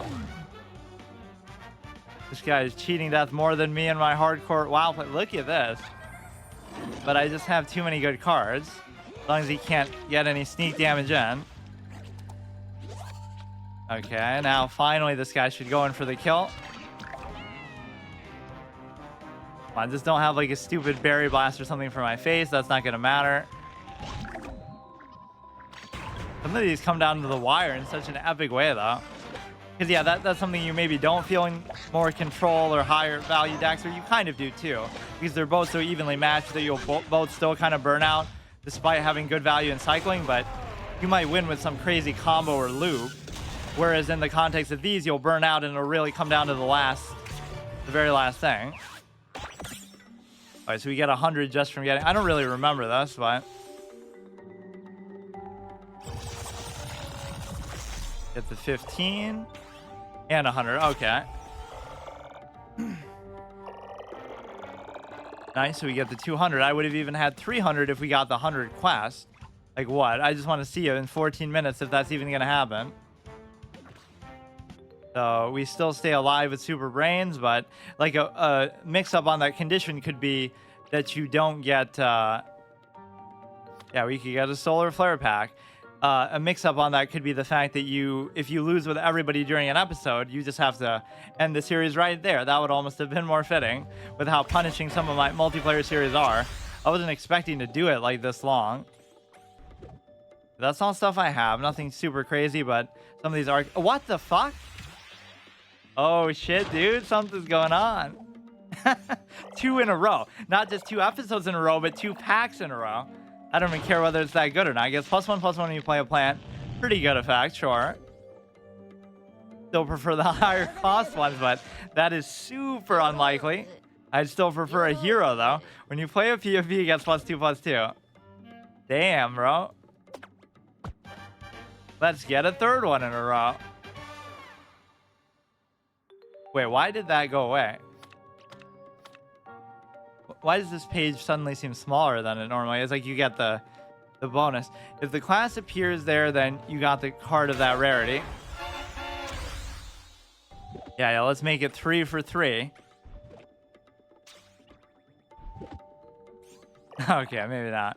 Rare, this is, you play a P, okay, same thing. Well, that was unexpected, too. Double pod father. I mean, it's good, but again, this is one of those things that'll get removed pretty easily every game. So it's a good value card, but it's just like a taunt, basically. You go through all that just to have it be destroyed before you can even do anything. You have 2 legendaries as plants and 1 legendary as a... Or no, I mean, even that's the 3rd one is there too. It's kind of biased towards the plants. That should lead you to say that the plant collection is better, but I don't think it's that much better necessarily. Like, you know, they're not going to dominate a deck. So we didn't get to see this legendary, but we got to see the other ones in effect. Or I guess I could lose with Super Brains and then rotate back to Green Shadow just to try to give it a chance. But whatever, we got to rank 10, so it's fine. I kind of have a craving to try that. Or we could do a friend duel where I can try Green Shadow. Because I wouldn't be able to do it otherwise. Trust me, you don't want to hear... I do, though, just for my challenge sake. Yikes. On my account, I've only been playing for 3 months. I also have... almost have every hero, every zombie hero. But... Huge-Gigantacus and missing 2 plant heroes. And that's a bad thing. Yeah, I just kind of want to see one from a pack. Or I could play against it like an AI match or something. Here, let's just go till this clown loses, and I'll give Green Shadow maybe 1 more game of a chance. I'm totally not going to throw this game on purpose. I have too much integrity for that. Because I sometimes rotate it like that. It doesn't mean you can only play as them once. It just means you have to go through them in order. So when you lose, you have to move to the next one. Daily challenges could help for trying out new stuff.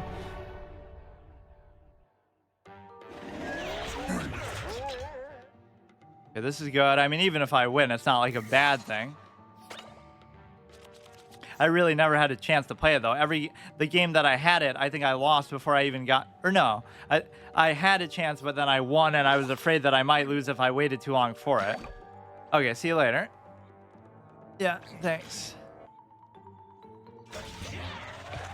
He'll miss the Dark Matter Dragon's final shot. I'll just give him 1 game of a chance to do it, though. If I don't get it, I don't get it. I just waited a whole week for this moment. Because I didn't even make an attempt to try to use it last time. Gravestone when revealed in environment. Freeze the plants. Just do the amphibious.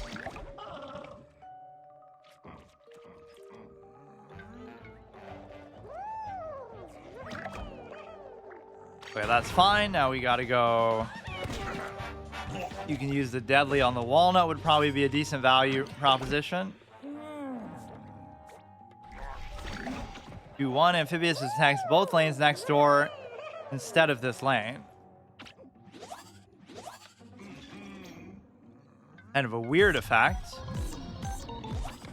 Some of this stuff is going to spoil plants that are only in the sequel because, you know, I've never played it, so that it's always a nice surprise. Like, I'm very particular about spoilers. I don't consider in terms of story, like, oh, why would you be afraid of being spoiled in a game like that? But just everything I like to see as a surprise. The mechanics, the content, the different ideas that they come up with, it can all be very nice. But in this way, it's kind of good because you can sort of dodge getting hit by it at all. So you don't want to put it there just to tank it. I feel like I rarely get value from this guy where he actually gets buffed or anything. You know what? Just forget it. Maybe I'll save it for next time, which is a little bit deflating, though. I just wanted to see it, but if we lose this one, I'll still have a chance. Okay, that's only a 4 mana 4/4. Like, what a great value. I mean, I guess the bullseye maybe makes it feel justifiable. You do this basically for free and then try to... Wait, why are these costs bugged out on there? I mean, I guess I could just do this or just do this and then play right through. I don't really care. I mean, that almost is just good for farming the block meter or triggering it at a time when they wouldn't expect you to. Come on. Use the plant to freeze. I don't know. I guess that. When played, freeze all gravestones. Ironic.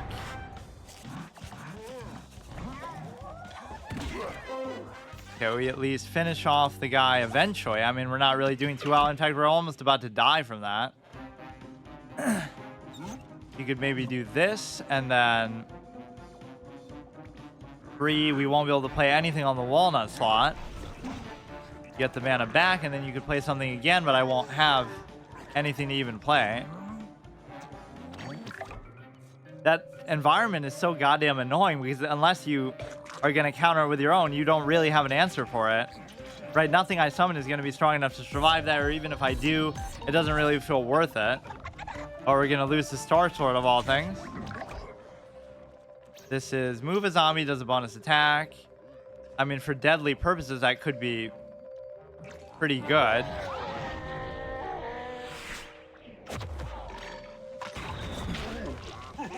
That'll get rid of Star Sword, kill count 3 and 2 today alone.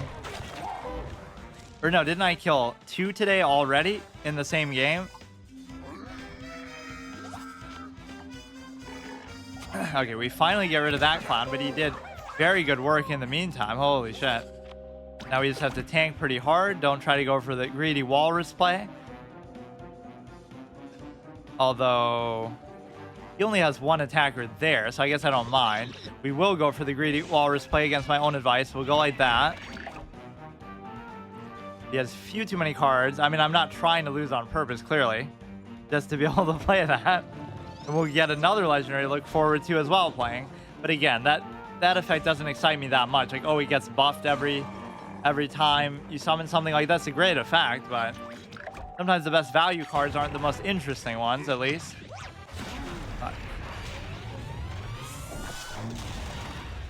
Oh yeah, genuine loss, which gives Green Shadow one more try. Or I guess I could go with him until I get it. Yeah, we can do a friendly battle, sure. But that'll be a good chance to test it too. What's your username on here? Assuming it works, because a lot of time it's been bugging out. Oh, there he is. Okay, this will be the epic Green Shadow match of the day, because I couldn't do it naturally. Rank 15. Who's the highest right now? Martin is 40.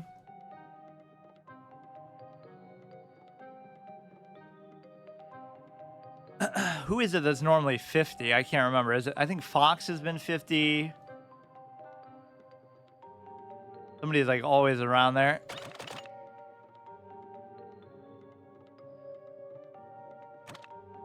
15 gems. Yeah, I'm kind of just almost waiting to see. Will this give me the 100 quests? Because that would almost be worth doing. Just to... It'll take me forever to do it, though. Looks like your friend is busy trying... Oh, why is it saying that now, though? I'm not even looking at that. But yeah, some of these quests I can't really do because... You know, you have to, like, craft stuff and break my whole format. I always come up with a format for everything. That's just kind of my nature, but it doesn't mean that it's, like, a necessity. Or, oh, I think I... You ain't busy? Oh, is it just bugging out? I don't know. This friend list always gets messed up.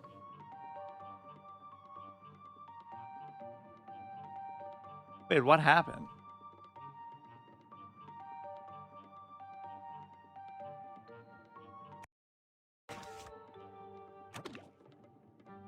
Oh, I don't know if it's sending an invite when I'm doing that. I don't know what the heck is going on. Because it's not even lit up, so I don't even think it's doing anything. Or try to challenge me if you can.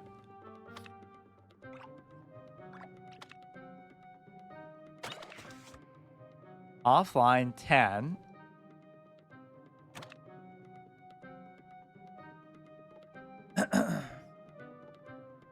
Yeah, one thing that all these games should always have, whether it be Marvel Snap or even Yu-Gi-Oh! Master Duel, Duel Links, probably have to restart. Okay, I will. Is they should have like draft modes and just other kind of modes, period. Where they're able to have drafts and just other things. It's not even a question of the mechanics. It's just sometimes they limit you. That's what I was shocked with Master Duel. How can a AAA modern Yu-Gi-Oh!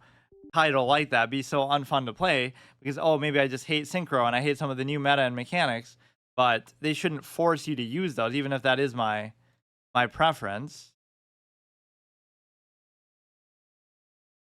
Right, even if you love the meta, that doesn't mean that everybody should only have to play that. It's sure you could say you can choose to use other things, but everybody else is going to be using that and it's going to ruin the experience, basically.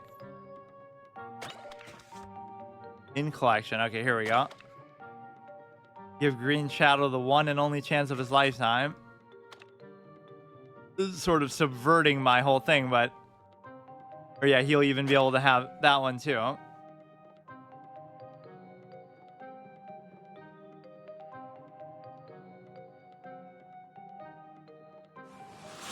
Come on, don't cuck me on the matchmaking. Okay, nice. Doesn't mean I'll be guaranteed to get it or even play it. Okay, ice thing is good. Oh, we better keep it. Best mulligan strategy ever. Keep the 8 cost. But unironically, that can sometimes be true. If it's like a hero card in Hearthstone or something, or like the Iron Juggernaut, it's like your combo play. You genuinely would feel the desire to do that. When it hurt to play Hero Conjure Gourmet card, cost 1 less. We almost should guarantee to be able to play, but maybe I'll win before I even get the chance, which kind of was the problem in the first game. Literally, I'm the type of guy to to play it here, though, because I want to protect it from getting hurt on land. So I'd sacrifice hitting in 3rd lane, just like how I played that cowboy guy in the water to start, which is a play that triggered a lot of people because of how stupid it is. Okay, we can certainly try to put it there and then buff this. Damn, I cannot believe that. It wasn't just 2 episodes in a row that I got a legendary, but literally the very next pack that I opened, right? I didn't open anything else today or after last time. Or maybe I did open something in between. No, I think I did. That kind of ruins it. I opened the Beta-Carrotina pack, but then I opened like a regular pack after it. So maybe it wasn't exactly 2 in a row. That would have made it even better. Okay, we can buff the sucker again. I could draw more cards, which I almost don't even want to do. Frenzy, when it destroys a plant, draw a card. There's really no point then in doing that. Or I could do it to freeze. That might actually be better. Look at how insane this guy's getting. Or you know what? I'll even just bounce it. Oh, look at this. We won't get the chance to play it because we're going to roll over with this. But I'm sure he has a removal card, maybe. Or he'll get one from that.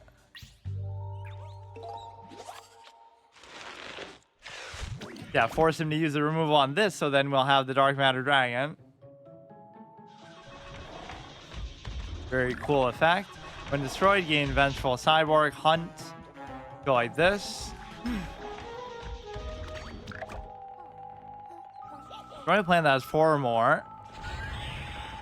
Here it comes. Not that he couldn't have a second removal card, possibly. Damn,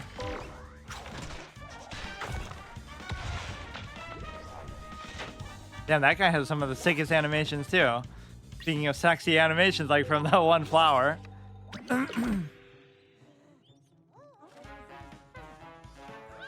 They put a lot of work into the art style. It's too bad you can't appreciate the visuals because they have to put it on this tiny phone equivalent screen, and you can never have it in full screen, even on PC. So you could do team up, and then you could also freeze that sucker. Would be probably a pretty good play. Okay, so we're gonna do a decent amount of damage there. He has a lot of cards in his hand, but we're just getting kind of lucky breaks so far. Or he could just be toying with me. He's gonna be prepared for my ace play though. Right damage plan, okay. We have a little bit of card draw, but he has a lot of generation coming up here. That'll still be enough to kill it though. Nothing makes me more nervous than seeing how many cards they actually have in their hand. They unfreeze just before they get killed too, almost to rub the salt in their wounds. This guy's like a wannabe cob cannon. Artillery. Okay, we get the potential buff capability too of the 3-peater too. So I should slow pace it. If you're playing this like a ranked match, you should know like, okay, he's gonna waste his removal on this if I get a buff card, so I still won't do it yet. And then the game will be over before I get to play it. But that surely won't happen because... Oh, here we go. Now he's going all in. So please just give me a buff card that I can use with this, and I'll be in great shape. I gotta wait for him to flood his board, right? You don't want to do it on dead board play. And you never want to do this just sort of naked like this, but... I guess I will because, yeah, this is like the baby version of what this is going to do for you. Or at least that even gives you a good target. Yeah, summon something more, too. Oh, here we go. But the problem is it's still going to take damage for it. Splash damage for 6. Here next door. Or he'll hunt me down anyway. I almost don't even want to do it, but you know what? Let's just do it. Maybe not the most efficient play. We will kill all 3 of those, but we'll almost be dead too. First epic encounter of the Dark Dragon Fruit. He clears the board out. He still lives to fight another day, but I'm sure he's going to get rid of him now. And it almost looks like I'm still going to lose this game, just the way his hand is looking. Surely he's going to have removal for it. That's a pretty good use of it. The hunt, in a way, almost helped me, because otherwise there was no way I could have killed all 3 of them, as much as I didn't want my guy to take damage.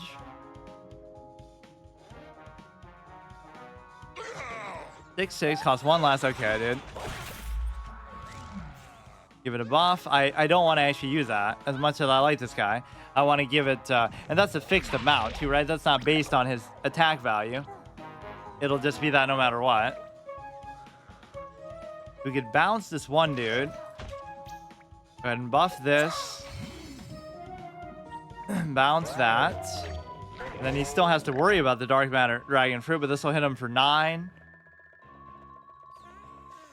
Pretty sexy combo where they do almost similar things. Oh, shit. Good game. In a way, it doesn't still do what the 3-peater is going to do. Because, oh no, it still didn't give me the 100 cost 1. What's up with that? Okay, so at least we get to see it. Perfect opportunity. But no, like, it's a better version of the 3-peater, but it's actually not. Because it wouldn't be able to hit the face the same way, right? The splash damage only hits minions at the very least. And so that's maybe the one downside of it. And the value is not going to change over time with buffs and stuff, so there's almost no point trying to buff it. Only hits zombies next door. It won't hit the face. What's the effect that does do that? I guess this one just says it, period, but There's another effect I think that also says, like, what's that gargoyle? I forget what it's called, but oh no, but that even has splash damage too. Okay, at least we got to see it in action, and we got to rank 10. So at least I'll try to get to rank 15 next time. It's kind of crazy too that we can use 2 out of the 3 legendaries in here. So what is the third legendary a part of? Like what classification? Yeah, we're really neglecting zombies with that. The next legendary has to be a zombie one. Or we could have gotten basically Bad Moon Rising anyway. I mean, we have one that mentions it, but it's not exactly the same. Right, this isn't even a legendary. Yeah, it's just event. Why did I not think it was for some reason? I guess I was just hoping that it wasn't. Yeah, imagine if we could fit all these 3 in one deck. It'll make it seem like a pay-to-win meta player, even though they don't really have synergy from it. There's Kabloom, Mega Grow, and Smarty. So we meet the synergy at how fitting is that, too? Of all the heroes that have done so well for us, we reward Green Shadow, even though it's just dumb luck, for his excellent performance so far by giving him multiple legendaries that I had no, obviously, say in the matter, but I couldn't have chosen it better any other way. It would be a 3 cost and the 8 cost, which obviously doesn't even show up there. And then this isn't even legendary. It just feels like anything that costs that much is going to be he keeps playing over and over. Anything that's going to be this good is obviously, or that high cost is typically going to be legendary.